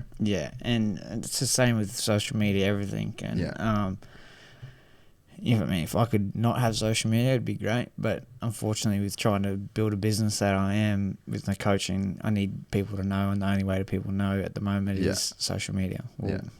Into the future, that's the way it is. And I just have to jump on board, and I'm trying to learn that as well. Once upon a time, I felt like I was a shit about it, man. I knew everything about it, like 15-second Instagram videos, like I had it dialed. I was making them, and then shit moves quick. Then I fell like out of it, and then I stopped using my camera, and I'm like, holy shit, that's way too hard now. Like, but and as well, I think my attention span's pretty short. I kind of struggle to sit there, and I do find myself watching the reels and that a bit, but I want to jump on to the marketing thing with the coaching, and Taylor's been really good with that. She's helping me massively, and hopefully that kicks into gear. And she's a G when it comes to that. And I mean, even she's a good example of, you know, doing the YouTube stuff. Like she actually gets pretty good views on her YouTube stuff too. Taylor Eve. Oh, is it Eve? Her last name's Pete, but her Instagram's Eve. Yeah, type in, because she's like killing it in the whole motor. She got like 100k Instagram too. Yeah, right. Yeah, click into that. There's some, go to videos, and then I think she's got some like bangers that go popular. Yeah, she's got some fucking solid views. So I mean, there's just ways to, there's no like limit of, or not limit, but I mean, there's not really a person that like can't figure out a way to make money doing like the content stuff if you do it right. I mean, as well, if you can, like, I'm lucky that I can kind of have the experience of racing, and then if I can build the brand and the name on the internet, that's just another step. And it's like, because there's people that can't do great things on a dirt bike, and I'm not having a shot at them, but it's like, but they just market themselves right, and they just tell the story, and people love it, and they're massive on the internet. And really, probably the internet's a bigger thing these days. Like, it's where you make money. Like, yeah, you're not going to make money running 10th at a race kind of thing. But if you've got a sick following, and that's a good way to start. So yeah. And there's so many dudes that are doing it. Even Dino with his YouTube stuff. Like, that's straightforward. Like, pretty basic. I mean, it doesn't go crazy with the editing and shit on it. I think it's been pretty good lately. But it's just at the track, just talking shit on the back of the ute, and it's like that's what people want to see. Just a B-roll of the American dream racing Supercross. Can you believe that he can't slow wheelie? Did you watch that video? Like, how is he fucking that bad at that I thought he was just going to pick it up. Yeah. It's like, dude, what are you up to, bro? Dude, when he walks, I can feel his pain. I'm just like, that looks sore. Like, yeah, like with all his knees. Imagine getting out of bed of a morning. Like, savage, bro. And especially after riding and stuff too all the time. Dude, I think Wade Hunter's one of the best slow wheelie dudes. He's one of the best at a lot of things he does. Dude, it's bullshit, eh? Dog, eh? Yeah, proper dog. Yeah. Do you know him much? Is Wade a bit before your time, or? No, I know who Wade Hunter is. All right, good. he loves that, eh? Yeah, he was another dude. Just crazy, like, bike skill though, eh? He's the kind of guy that you could he would just do anything like straight away. Didn't feel like he's the kind of guy that didn't have to learn how to do a thing. Yeah. He'd just be like, oh, you should try and do that. Okay, I'll do that. Yeah, I can do that. I've done that. Anything from playing the fucking Xbox. Yeah. From playing some stupid game with his mates. Yeah. To riding a BMX on the dirt jumps, or, throwing a whip on a 450 or 250. He just had it all. He was always really good at most things. Well, they had did you ever go to their house in Cairns? No, I've been to Cliffy's house. Yeah, not the farm like where they... Nah, I just been to where Cliff lives now. So they used to have this little block of land, and it was maybe only like an acre or two acres. Yeah. But their whole backyard was a 110 track. I bet it was. And then they had... Because even Matt loves it too. Oh, dude. Those guys, they were 50 nuts like before 50 nuts came out. Like, they literally just lived on 50. So Wade... That's why he's so good at just jumping and bike skills and stuff, because that motherfucker just... And even his house now, Shelby's probably like, let's get the landscaping done away. Just got jumps everywhere. Has he even now? Yeah, the new house he just built. I think they got the landscaping done now, but for ages there was just piles of dirt everywhere and just crates sitting off the side of shit, and his mates would turn up and they'd be like 150, 110 That's literally sessions. been him his entire fucking life. I can't believe he didn't do... Well, he just got injured as well. Like, he just had bad... No. But he just had bad injury. Like, he's got bad knees as well. Yeah. But he could have been fucking so good. He's probably still one of the best riders I've ever seen. When I was working for Raceline in 2018, Wade that was like 2017 was his last kind of swing at it for a while. And then we were driving home from round one. My rider got injured, and Woodsy's like, we need a rider next round. He goes, think of some people I can call. And I rang him back. I was like, what about Wade Hunter? And he's like, yep. Yeah, he's like, call him. And Wade hadn't been riding for ages. Really? And he's like, but he knew Wade's skill and stuff. And he goes, yeah, he's a good rider and he's a good dude too. I rang Wade and I was like, what's up? He's like, I'm actually just sitting on the spin bike. He goes, I'm getting fat. So he's like, I thought I'd get on the spin bike. You're like, okay, good idea. Yeah. And dude, he nearly actually was like fully committed to it, but he just started his trade and he was halfway through his trade and he was kind of like, nah, I kind of said this year I would stop, and he didn't end up doing it. But Woodsy was fully keen, like, get him back, like, because he'd do things, he'd just pull a start or didn't even pull a start, and he'd just start chipping dudes off, and then and then some weekends it wasn't the best, but he won a World Minis title. Because he won the KTM 65 Cup. Yeah, and then Scotty Fermor, Jay's best mate growing up, got second to Wade, and that was before we heard of Wade. Really? Yeah. Yeah, right. Yeah. So was that at the KTM Cup or in the World Minis? KTM Cup. Yeah. So so he won that KTM Cup. Yeah. And then they won a ticket to go to World Minis, and then oh no, maybe he did. No, Matt won in the C class. That's what it was. But Wade, he did good at World Minis. Yeah, Matt won the fucking... Yeah, I do remember, because Cliffy's like, I'll get him a bike while we're over there. Yeah, and he ended up winning the... I think it was like C class that he was in. I've heard something he like that. fucking smoked him. That's It's like, funny. I should have gone in the next one. But they had no idea. They just rocked up and did it. So the first time I met Matt, the juniors used to race on Saturday, and then the open clubman lights, so the C grade would race the Saturday with the juniors, and then all the other bikes, like older juniors, and then 450 pros and stuff would race Sunday. And then Wade and Jay were Sunday, and then me and Matt were the Saturday. And then I just remember at Bundaberg, like 2 or 3 years in a row, I don't know why I remember that track, and just me and Matt sitting on the side of the fence all Sunday just watching them, just talking shit. And I was just like, I would have been like 8, and he would have been like probably 13 or something. And that's how I met Matt, and just every round just sat on the side of the fence and watched the brothers. Good dudes, eh? Yeah, he's sick. And then just about everyone from Cairns, they're all pretty funny and they're good people. So. We had such a good era, like the people that we grew up. It was crazy now when you look at what everyone did. It was like Pizzuti, like we were boys with Pizzuti, bro. Like I remember them. Like Matty and Pizzuti were like best mates, and we used to just go there all the time. Yeah. And because he lived like literally just around the corner from us. Matt and Wade lived around the corner from us, like their whole life. And then Toddy. Is that far from Jatz's property? Not far from his place now. No, probably like 10 minutes in a car. Yeah. But so like Matt, Wade, they lived right around the corner. Pizzuti lived right around the corner. Then Chris Nash. Remember Nashy? I don't know the name, but... Bro, he was another guy that was like phenomenal on a bike. Like he used to smoke Todd on an 80. Yeah? Yeah. Like, and his style was just effortless, man. He was like Kevin Windham style. But he was like the full...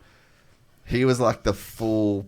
If you were going to have a movie, right, you would have like Harley Pizzuti as like the kind of like broke kid that just like was crazy. The whole family selling fluffy fuel. Yeah, dude. Mohawks and stuff. There's a fucking book in that or a movie in this trio. And then you had Todd, who was like the full country bumpkin, like lived up in the hills, didn't know anyone, like, you know, and then that'd come down. And then you had Chris Nash, who was like, his dad had like the excavation company that every part on his 80 was anodized. Like, he had the best gear. Like, he was the most fucking pimped out dude on an 80. And just, he was good looking, cool, like too cool, you know? Like, he was like the Fonzie of like that group. Yeah. And bro, and then there was like Luke Weaver, who you'd know Luke. He's still races, winning every single fucking Queensland title, bro. I always see that number 1 plate. I'm like, surely. Nah, dude, it's just always, and he's only ever like pretty much racing Queensland. He cleaned me at 2014 at Queensland titles. I was first ever 450 race, and I was like, I got a whole shot like 3 of the 5 finals against Gypsy, Winston, all of them. And I'm just this 18-year-old on a fast 450 at front at Coolum. And dude, he cleaned me out. And I swear I fucked my shoulder, eh? And then I was just a red hot like little kid. Like, I wasn't a punk. I didn't go off doing bad shit, but I had a temper. And I come in, fucking going off. I was, who is that fucker? Found out it was Luke Weaver, and I was like, oh yeah, probably shouldn't go over. He was like 22 or 23 at the time. He used to do 40-minute motos. Yeah.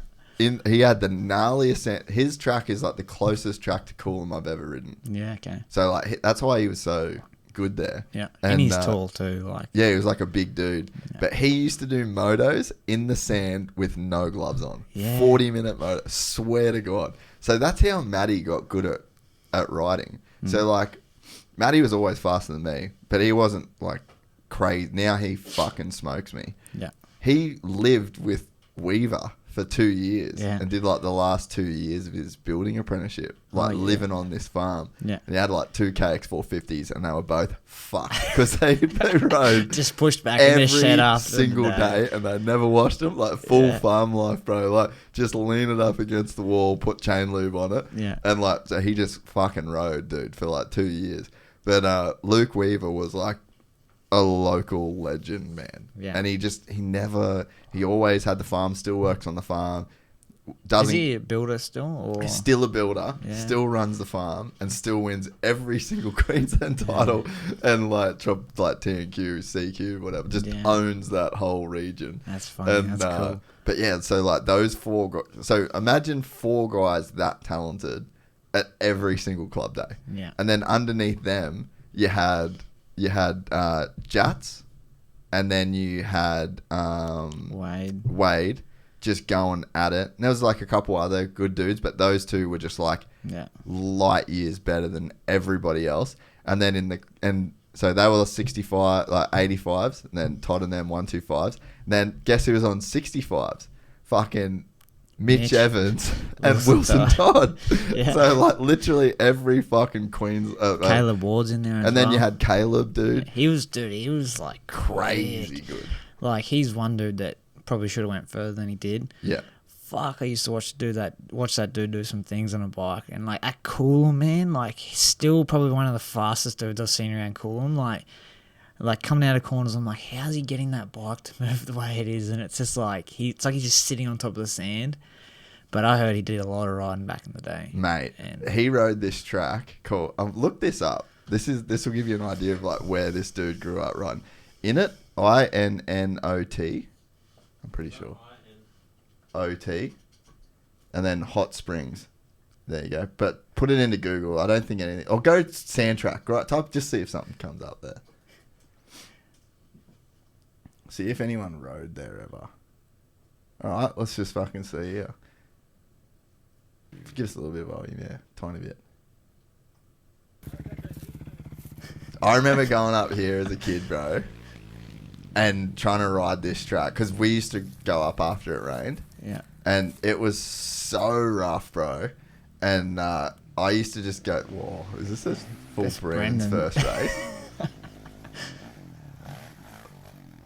That's sick, bro. What a G. Yeah. Jackson Ryder. Go back, see if there's anything else there. Nah, there's nothing. So just Google Innot Hot Springs. And then, so this is where Caleb Ward lived pretty much. Yeah. So that track was just on the side of the road. Yeah. And that's where he spent his whole life training. So that's why that kid was so good at sand. So yeah, it was just in this there's nothing in this town that was just built around some hot springs. Yeah, right. So full just dirt roads everywhere. And that was about like 2 and a bit hours out of Cairns. It was like probably one of the only sort of sand places. Yeah. So Wilson Todd spent a bunch of time riding there. Yeah. Toddy spent a bunch of time riding there. Maddie rode there a bunch with Todd, but Caleb lived there. Yeah. And just like, so that's like hurlings, you know. Yeah. But you sort of couldn't see it in that video, but it's like full on sand. Yeah. And so when it rains, and dude, Caleb used to just carve this crazy track into that joint. Yeah, he used to do some things on a bike, and it blew me away, and it blew a lot of people away. And there was years that he raced Jay, and it was just like he never knew what Caleb was turning up. Yeah. And the days that he was on, and then there was a couple of races. I think the year he went 250F after riding a 252 stroke. Like he was near untouchable on that 252 stroke when he was on. And then, 250F, I think that slowed a lot of the 252 stroke dudes down. Yeah. But he got on a 450. I don't know what he does now. I think he does a bit of coaching and fishing. He's into mountain bike. Go to his Instagram. He's into mountain biking. I think he's riding, hey. Big fishing guy. Is he a big fishing guy? Just loves fishing. Heaps of good fish up there. Yeah. Go to his Instagram. Yeah, because I'm pretty sure he was doing some... Dude, I randomly saw him at a... Oh, there you go. Fucking, let's go. Yeah, I randomly saw him at a servo. Yeah. And in Tully. Just actually, dude. Full random. Then you say that. I went into a dealership yesterday to looking at bikes while I was waiting for IKEA to open. And I was speaking to a dude's dad that I used to race. Does that make sense? Yeah. And he sells bikes to the bike tours in Cairns. And he said that Caleb works for him now, doing the bike tours. So just there, like, yeah. He just does like sweep riding with those tours to Kate. I actually had heard that too. Now that you've said that, you done it? Yeah. I'm gonna do it for my birthday. I'm gonna get all my mates to do it. Dude, it's the most fun that you'll have. Yeah. Like it, honestly, bro, you will fucking love it. This is the shit that I just want to do now. Just ride my bike. I don't care if it's doing laps. Just throttle therapy, man. Like that's a true thing. To me. And dude, you got it. You got to do it. That looks like it's going out of the Pasco. Yeah, man. 100%. I think that's the cool thing about the coaching stuff too, is that it'll free up a bit more time for you. Like you won't, once you get the ball rolling with it, you won't be as like locked into a 9 to 5 schedule. Because we did it in August. You could have come on that. Just like I can book some schools in, kind of have something to chase, and then it's like in the meantime, just gives me free time to be able to go do this. And when you work every day, it's just like the year's over, and it's just like fuck. It's been on the job site all week, all year. So. No, it'd be fucking sick. Yeah. That's cool that he's doing that. Yeah, so that whole crew, man, imagine just every club day. Like, I just thought, I don't know, like, maybe growing up there had a bit of a, like, had to have influenced what I did, but, man, I just got to see so many sick dudes riding moto from such, like, a young age, like, and they were almost, like, better than the seniors. Too. Like there wasn't that many seniors up there. Like it was really all the good. Now that you say that, I understand what you're like trying to say, because there was that whole group, that young fellas, and they're still now to this day still some of the best dudes in the country and the world. And there was not many seniors ahead of them besides Bazzuti and stuff. But, So like it was just such a sick time in moto, and like all those guys are still now. Like Mitch is riding for Factory Cowie in Europe. I'm excited to see him ride. I haven't seen too much on the Cowie. Yeah, I think he apparently likes it. Yeah. I've been speaking to Tucker. Oh, yeah. I think they're going to do...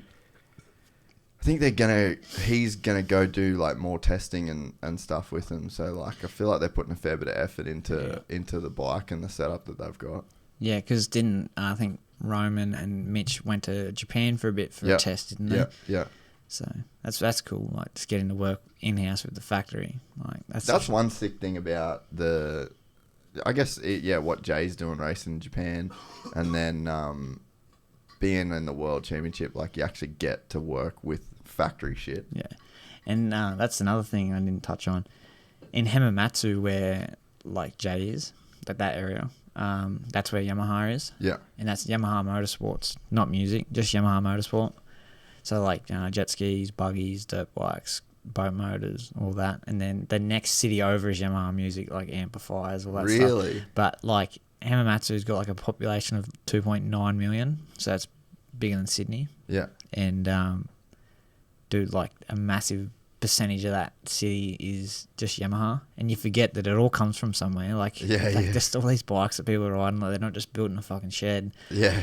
And you go into like the industrial area, and we're in the museum, like the Yamaha museum, all the like Stefan Evert's bikes, Jay's bikes in there now, like all the new boat stuff. Like it's pretty sick. And you just look out of the top level of this museum, and for as far as you can see, it's just Yamaha factories. It's just like holy shit. Really? They got their own football stadium because they got their own football team. Like what? Yeah, it's pretty sick. Like that's just for the workers, and like a lot of people just are Yamaha workers. That's insane. It's pretty cool. How many total Google Yamaha? How many total employees does Yamaha have as a company? It'd have to be one of the biggest companies in the world. Be very interested to know. 52,000 employees. Oh, that's just for the motor company. Yamaha Corporation has 28,000. Fuck, that's insane. Suzuki's still got 68. Yeah, I wonder if that's that'd be everything though, by the looks of that. Yeah. But yeah, that's just 52,000 people working for Yamaha Motors. That's fucking insane. That's one of the first things I kind of like forgot. I was like, oh, Jay's like, we're gonna go to the Yamaha today, like the museum. And I was like, oh yeah, and we're driving in. I'm just like, everywhere I looked, there was just Yamaha signs, and I was like, it actually, like, it's, you forget, man, and it all comes from somewhere. Like, think about Toyota cars, like, they don't just fucking turn up on a boat, like, they get loaded from somewhere, and it's pretty cool. And that was another cool experience in Japan. Yeah. A lot of stuff, like, a lot of their technology, it all comes from there. Yeah, well, and you think about it too, we're so used to, like, super cheap labour, shit being made in China, and then you know that the living conditions aren't that good in China, and that there's people that are working in those factories aren't making that much money. But then when you go to like a Japanese built product, like Yamaha, those bikes are built by people that get paid like a really good wage, work in really good working conditions, and with a really good average or like kind of low income. Like that is pretty impressive that they can be so competitive in today's world when it's everything's so cheap. Or you think about like a Toyota car. If anybody can afford a Toyota, they're probably going to buy one just because you trust them. And it's the same as a dirt bike, a Japanese dirt bike. They're just about all the same, really. Like they all last as long and they're as good as each other. But the people that are building them and get them to that point, like it takes work. And another thing I learned, that a lot of like husbands live away from their family, and it's just like do stints kind of thing. Yeah. So even like Jay's mechanic, he lives away from his family. He works for Yamaha, goes back, visits his family, and it's a lot of people do that. Yeah, right. Just like a cultural just thing. Their culture, man. Like you're not in Australia and you're not in a Western country. Like everything's different, man. The way they eat dinner, like the way they sleep, like when they go to sleep, the way they eat, everything. So it was cool to experience that, and you don't really experience that too much when you're with a bunch of Aussie mates at the bottom of a snowfield. Yeah. So I was kind of fortunate that I got to do that. Yeah. Yeah, dude, it's a crazy good experience. When you travelled, how long were you travelling for, and where'd you go? In 2016, I did 8 months in Whistler. Yeah. So I did a full summer, just mountain biking, and then a little bit of winter there. Then I come home, I was a bit homesick and just kind of wanted to get a bit of a start on what my next move was. And then shortly after, Duran Stapleton asked me to go to America. So I was in California for 3 months, going back and forth from Canada.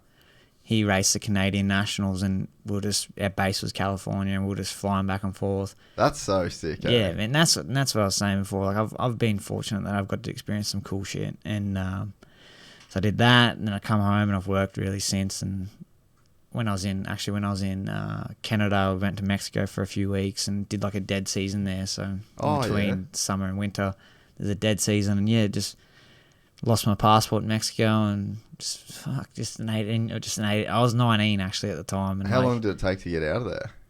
I was lucky. I was in Mexico City at the time. There was an embassy there. Lots of paperwork, mum and dad's birth certificates, what they do for work, and then I come home and had to get another passport. So if I lose my passport, it's like a 10-year or 5-year suspension or something. Oh, really? Yeah. So that thing's fucking locked up. Oh, dude, I lost mine.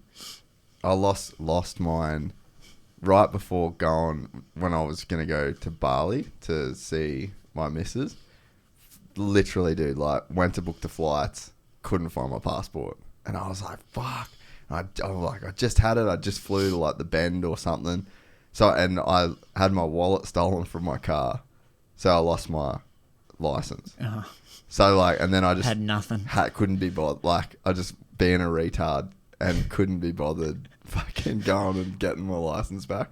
And then, so I was like, I had to do this flight to the Bend. So I was like, fuck, I'm going to need my passport. So I took my passport, got back from the Bend, and then I was like, I think I had my passport. I got back on the plane with it, you know. And then I ended up trying to book this flight to go. Fuck, can't find this thing, eh? So I like looked for weeks, put off my trip for like 2 months because I couldn't find my passport. And then it was like almost Christmas time. So then anyway, it was like 23rd of December. I ended up going to the embassy.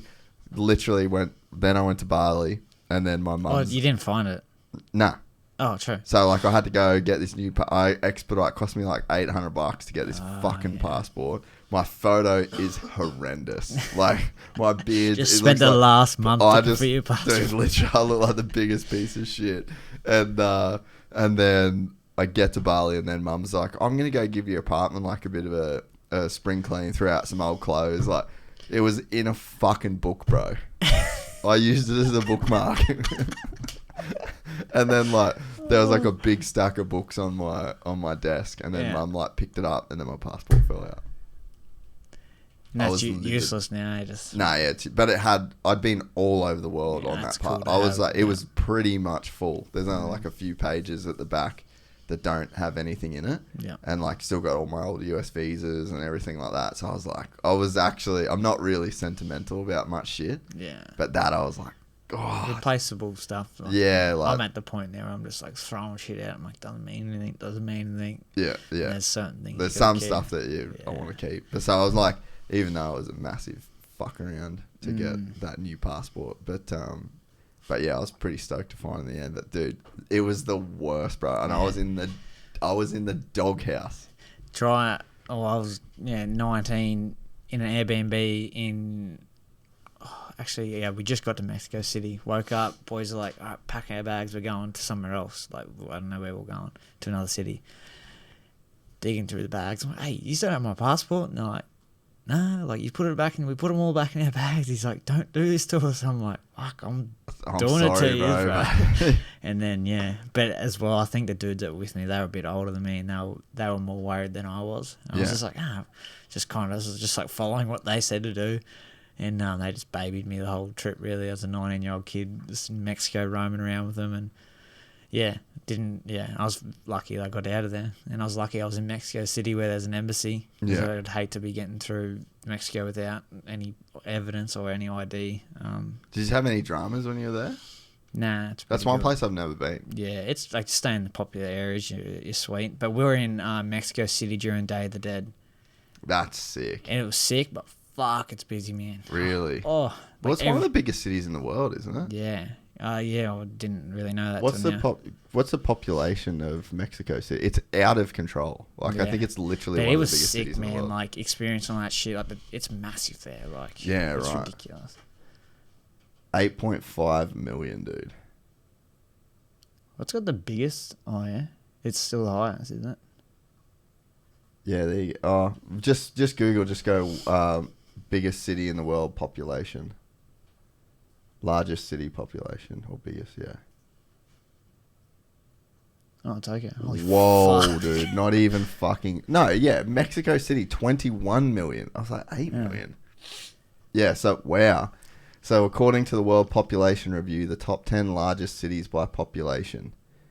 Tokyo, Japan, 37 million. Delhi, India, 29 million. Shanghai, China, 26 million. Sao Paulo, Brazil, 21 million. Mexico City, 21 million. Cairo, Egypt, 20 million.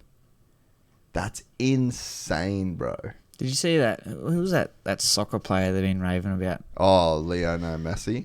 Yeah. They reckon that like, over 4 million people were trying to ambush him, and they had to get... I read something before, and they had to get a helicopter in to grab him and take him out because... Really? Yeah. Dude, just Google Lionel Messi. Let's just go deep on this. I haven't followed any of the World Cup.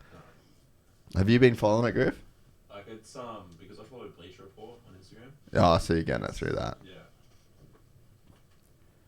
Yeah, it was crazy over there.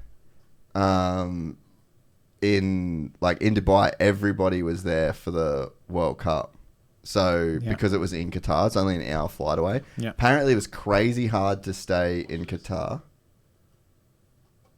Oh no. Oh, double decker. Holy fucking fans are sketchy, bro. Jay got to race Qatar. Holy shit. Fuck.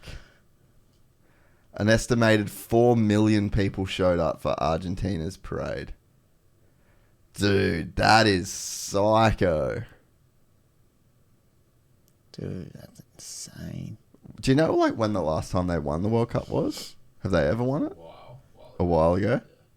Yeah, because they're a crazy big soccer country. Like pretty much all South America is crazy for soccer. Go out of that and up a little bit. Did you see that guy doing the fucking root in the hand in front of the whole deal? Did you see that guy when he? Oh nah! In front of the fucking king of Qatar.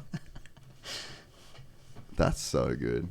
Go to Messi's Instagram account because apparently the Instagram post that he posted with the trophy got the most likes of any photo. So how many million likes has that got? 170. No, 68 million. Oh, 68 million likes. I wonder what the old record was. Yeah, I don't know. But yeah, how's that? 68 million likes. That's almost 4 times the Australian population liking one fucking photo on Instagram. A lot of people just looking at their phone, eh? I underestimate the world and how many fucking people are here. And even just in this country, man, like... Yeah, it's no joke. Yeah, 68 million. What's his other ones got? Is he breaking any more records? Go down. 45 still not bad. 39's not bad either. Yeah, that's so mental. They were... Yeah, so a lot of people apparently, they weren't staying in Qatar for the whole time. They'd just literally fly in, watch the game, and then fly out. Yeah. So heaps of people stayed like Abu Dhabi and Dubai for the World Cup. And then every bar was playing it and just people everywhere watching it. So it's like the whole world, like, it seems like flew in there, and so it's many like one of the like biggest staying. Is it like one of the biggest It has to be one of the things? biggest sporting events in the world, yeah. Which is crazy because it's like, for someone like me, I just don't even really watch it. Like, I don't watch it or follow it. Yeah. It's like, yeah, that's the biggest shit in the world. Well, Australia did pretty good, eh? Yeah, they made like the final 16 or whatever. Yeah, like we made the last 16. Pretty respectable for a country. Are you a soccer guy? No? Griff's just like fairly general knowledge kind of guy. Like if it happens on the internet, then Griff's probably heard about I was it. pretty impressed when he told us about the years of Sexton winning those 250 races. Yeah. I don't even remember what I was doing. Like I can't. Those years are just like a blur to me. Gone, like, yeah. Just like... Nah, Griff's pretty handy, to be honest. He just can't spell. But we're working on the spelling. So once he gets better at the spelling, and then it'll just make the whole process smoother. But as far as like knowing shit, he actually generally knows some good random shit. Yeah. Oh, Messi, eh? How did we get on to talking about that? I said that he got ambushed by 4 million people. Oh, yeah. Yeah, that's probably what that video was. But yeah, so we're talking about Mexico. So it was sick, the Day of the Dead thing. Yeah, I've still got some like cups and just some random shit that I bought. Like they make like these wiry out of like telephone cable. Yeah. They pull that telephone cable apart and they got all these like red, blue and white, green, like little animals and geckos and shit. Like got this sick like mug at home, and I'm glad I bought that sort of stuff because when I was in Canada and Mexico, I was like at this point in my life where I was like, I've taken photos and that sort of shit my whole life. Just enjoy the moment. Don't take photos. And I come home and I'm like, oh, I didn't take any photos. I wish I had photos. And I'm pretty sure my laptop shit itself and the hard drive went and I lost like everything. And but just doing those sort of things in Mexico, it was sick. Yeah, I struggle a lot with that these days. I just don't really take photos.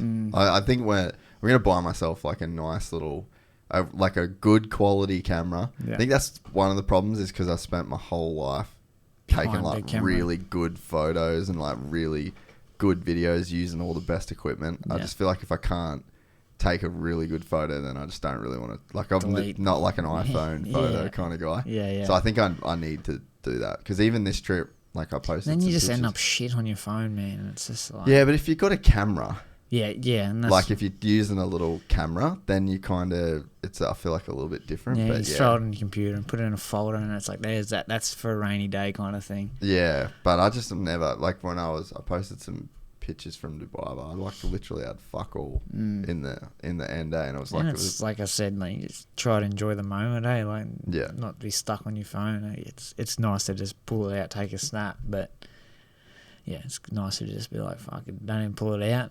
This is sick. Yeah. Like, dude, Whistler is another place I'd love to go that I've never been. I want to go back. I was only a kid when I was there, really. Yeah. Thought I was the shit, thought I knew everything, but I was only a baby. And I want to go back to like 6 months or something. Yeah. I'd like to just take a good chunk of money and not have to work. I had dudes there that were from New Zealand. Like, I lived in like this frat house, man. It was sick. It was like a big house and it was split down the middle. It had basement, middle floor, upstairs. And then each side had like 8 people in it. And people from all over the world. Like, I was with my mate. I was in my room with my mate from the Gold Coast, Dylan. And then chicks from WA, then Kiwis, and then there was a dude from London, and then there was like, just people from everywhere. And yeah, the people you meet, like we'd have like big house parties, and like when someone was leaving or someone was coming, there was a bring 'em in party, and then when everyone was leaving, it was like a massive party, going away party. Yeah, I worked at Starbucks, and I remember I come home, I knew the chick that was the manager at Starbucks, and she used to like, you weren't meant to take the pastries and that out of the thing because once they go out of date, you would get in trouble. She's like, just take them home, they got ages, and all the boys would be smoking at the house, and I'd roll back in, just a bag full of Starbucks pastries and just pour it out, and they're like, what? And it was just like the dream, eh? And just riding mountain bikes all day in the summer, and we were working as well, and when we weren't working, we were just mountain biking and going to the lake drinking and just swimming in the lake and just doing like the shit you see in the movies, like it's sick, man, like really good. Yeah, I haven't got over there. I might be going to Canada in like February and riding those snow bikes. Did you do any of that? Nah, I didn't even do a snowmobile. It was fucking cold, man. I didn't really like it. Like I just come out. I don't know. I was a bit homesick as well, and I didn't want to work inside. Like I hate being inside all the time. I'm more of an outdoors dude. And that's perfect for summer, but in the winter, like all your building stuff shuts down, like all the I did landscaping as well, and that all shuts down. You just end up working inside, but it was like minus 30, an hour degree, and just walking to the bus stop and shit. Like this shit's fucking. You sit at the bus stop waiting for the bus, and you're just like freezing. Man. Gotta have crazy layers on. Next level. And I was wearing 2 pairs of socks. Found out that makes it way worse because I was like, it's so cold. Oh really? And then apparently it traps the cold in, and dude, like you need like actual boots and shit because you can't just wear like normal shoes because your feet are freezing. And I just got a bit homesick. I think I just wanted to come home and couldn't really find a job that I wanted to do, and I was ready to just come home. But yeah, it's sick, man, doing the snow as well. Like I love to go snowboarding, but living in it's a bit different. I did they got a snowboard slope in the mall in Dubai, so I did it for the first. Snowboarding's what fucked my kidney up. Like that's what I was snowboarding in Tahoe, and then I like elbowed myself in the ribs. I like crashed trying to avoid hitting this chick, and then that's what like set off my whole. That was like literally a life-changing day. Like set off my whole. That's what fucked up all my visa shit, and then like fucked up my kidney, and that was like a gnarly day. But I hadn't snowboarded since then, and then I like randomly. There was a dude that was living in Bali when I was there, and then I saw him in Dubai, and then we linked up. He's like, "We should just go snowboarding." And I was like, "Yeah, sweet." So the first time I'd done it in 6 years since I had the crash. Fuck, bro, it's so much fun. Like, just fully made me want to do a snow trip, eh? Man, when you're in some nice, like, not proper super snow. deep, but like just some nice power, just like, and it's fresh, like it's fresh tracks. No one's been down there, and you just, it's like the stuff you dream about and you think about, like you're just flowing, like, and it's sick. You just get back on the chairlift, go to the top, and you're just usually with your mates, and you just have the sickest time. Yeah, like, it's such a good vibe, eh? Yeah, I've been lucky. I've been a perisher a couple of times. So you got into it after, like, spending the time. Had you ever snowboarded? No, I did it with school, and then I did it in New Zealand with Jay and Mum and Dad when we were like younger. And then it was the first time when I went over there.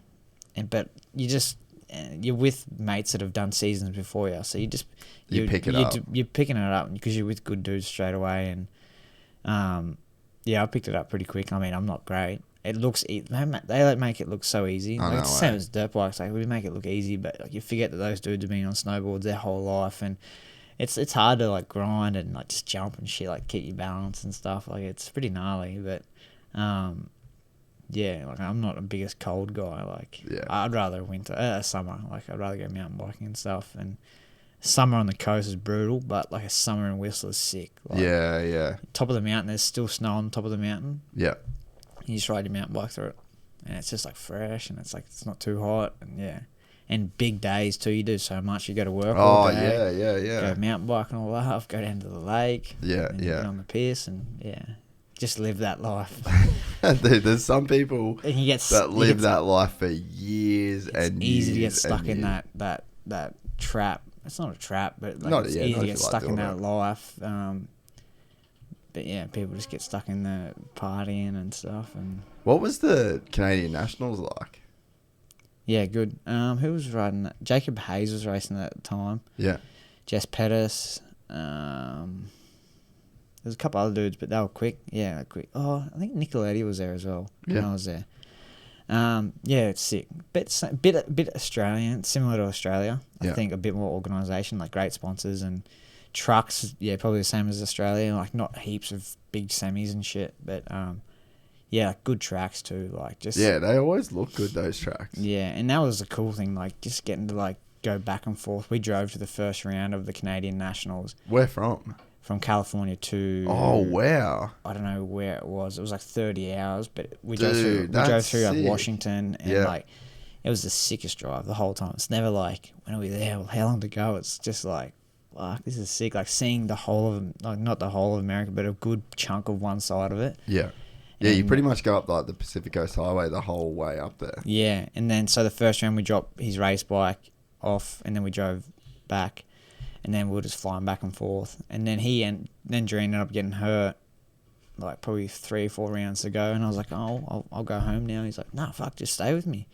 And he goes, just hang out. I'm like, right. He's like, may as well just stay for your visa. And then he's like, my practice bike's there, and he has sick bikes. He's like, let's just go riding. And he goes, I'll just take you riding, or I'll take myself riding. And he was in a sling, and I was just going to Parlour and Milestone and just made on. Yeah, I lived the life. Like, and I was like, pretty cool. Like, it was pretty sick. And just live that, like I said, that dream that everyone wants to go do, living in California for a little bit and do a bit of riding, and met some cool people. And how was your riding back then? Yeah, it was good. Like I picked it up pretty quick, but I hadn't been riding heaps before because I hadn't really owned a bike in Australia after my accident up until then. So every time I'd get on the bike, it'd be like 5 or 6 months in between rides. Yeah, but it didn't take much to pick it up. But it probably wasn't like it was this year. And this year when I was riding, I was probably at my like best. I believe I was, because I was riding heaps, man. I was loving it too. I was having so much fun, and I was riding really good. And yeah, unfortunately, just dirt bike's the name of the game, man. Just injured, and just back to square one and have another go again soon. So do you reckon this year you got up to like kind of before you're injured? I mean, it's like a while ago, but the best since you got back riding. Yeah, I think so.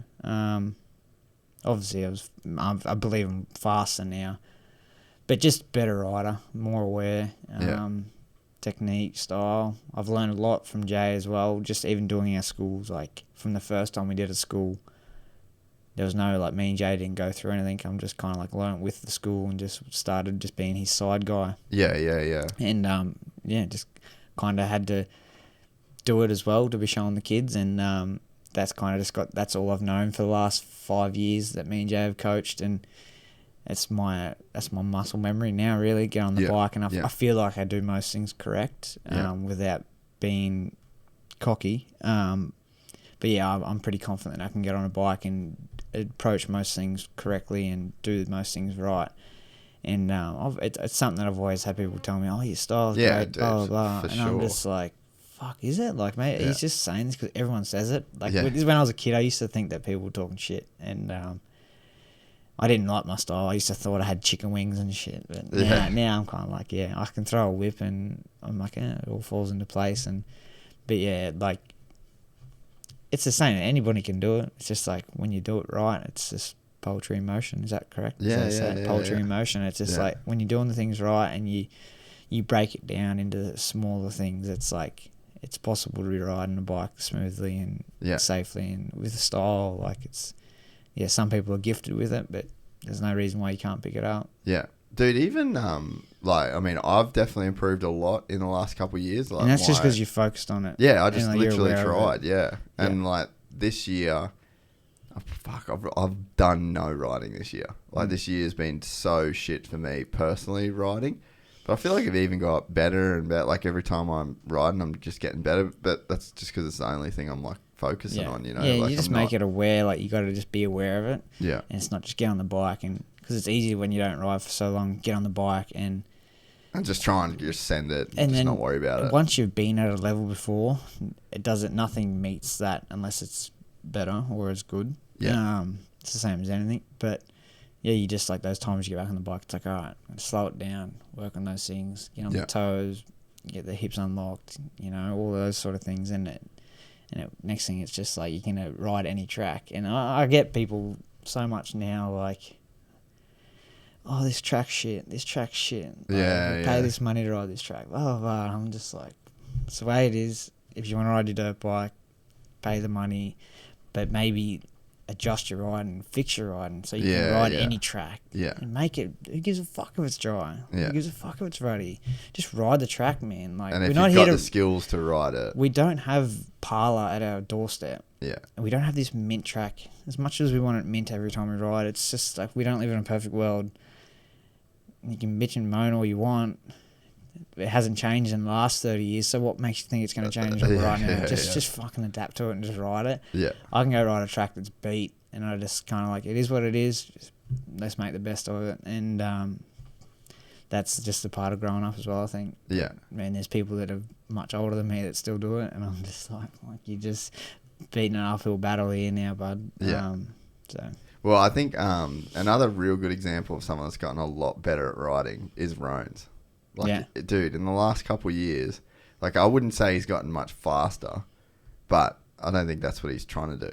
Like, he's trying to ride good, and like, fuck, he's riding good nowadays. Like, his style always looks good, and so it's just cool. I think it's like a cool way of riding in a way where, like, you go to focus on getting better at it, and then I think that as a result, you end up finding a lot more enjoyment in what you do. Yeah, that's why I want people to know that I'm doing this for you. Like, I want to teach you for you, not for me to make money. Because I guarantee you, when you know how to ride a bike properly, it's so much better, and it's so much more enjoyable. Yeah, it's like, Nah, sweet. Well, hey, we just fucking smashed out a couple of hours. Big doggy dog. Done. I'm gonna go eat some friends Christmas at Sammy's. Yeah. And back on the grind. So thanks for coming in, brother. Yeah, thanks, Jason. And I reckon keep your just potentially keep A1 open, but we'll see how we go. But I reckon A1 or A2 get you in for the Soupy Companion. Done. You're a good luck charm for him because shit always goes down. So dwilson.com.au or just .com? .au. dwilson.com.au if you want to get any awesome coaching from the man himself. I'm probably going to try to book in if I can as well. Sweet. And Griff probably needs to get booked in too. Get them toes in. Last time I saw him at the track, that's when I got carted off. Oh, really? Yeah. Was that right? Same day. Oh, fuck. Poor bastard. Yeah. He goes fast with no idea. And I fucking love it. He's like, dude, when the last time we were at QMP together, MX2 was fucking titty city. Like, it was out of control good. And Griff was just fucking sending it, bro. Duct tape on his boot because his boots had all come off his boot. Yeah. Full scent. Best I've ever seen him ride. I was like, holy shit, bro. He's on. Just a blind squirrel getting a nut. I love it. Righto. Gotchas. If you enjoyed this content, please like and subscribe. And to listen to the full 3-hour podcast, search Gypsy Tales in your favorite podcast platform or click the link in the description below. Gypsy Gang.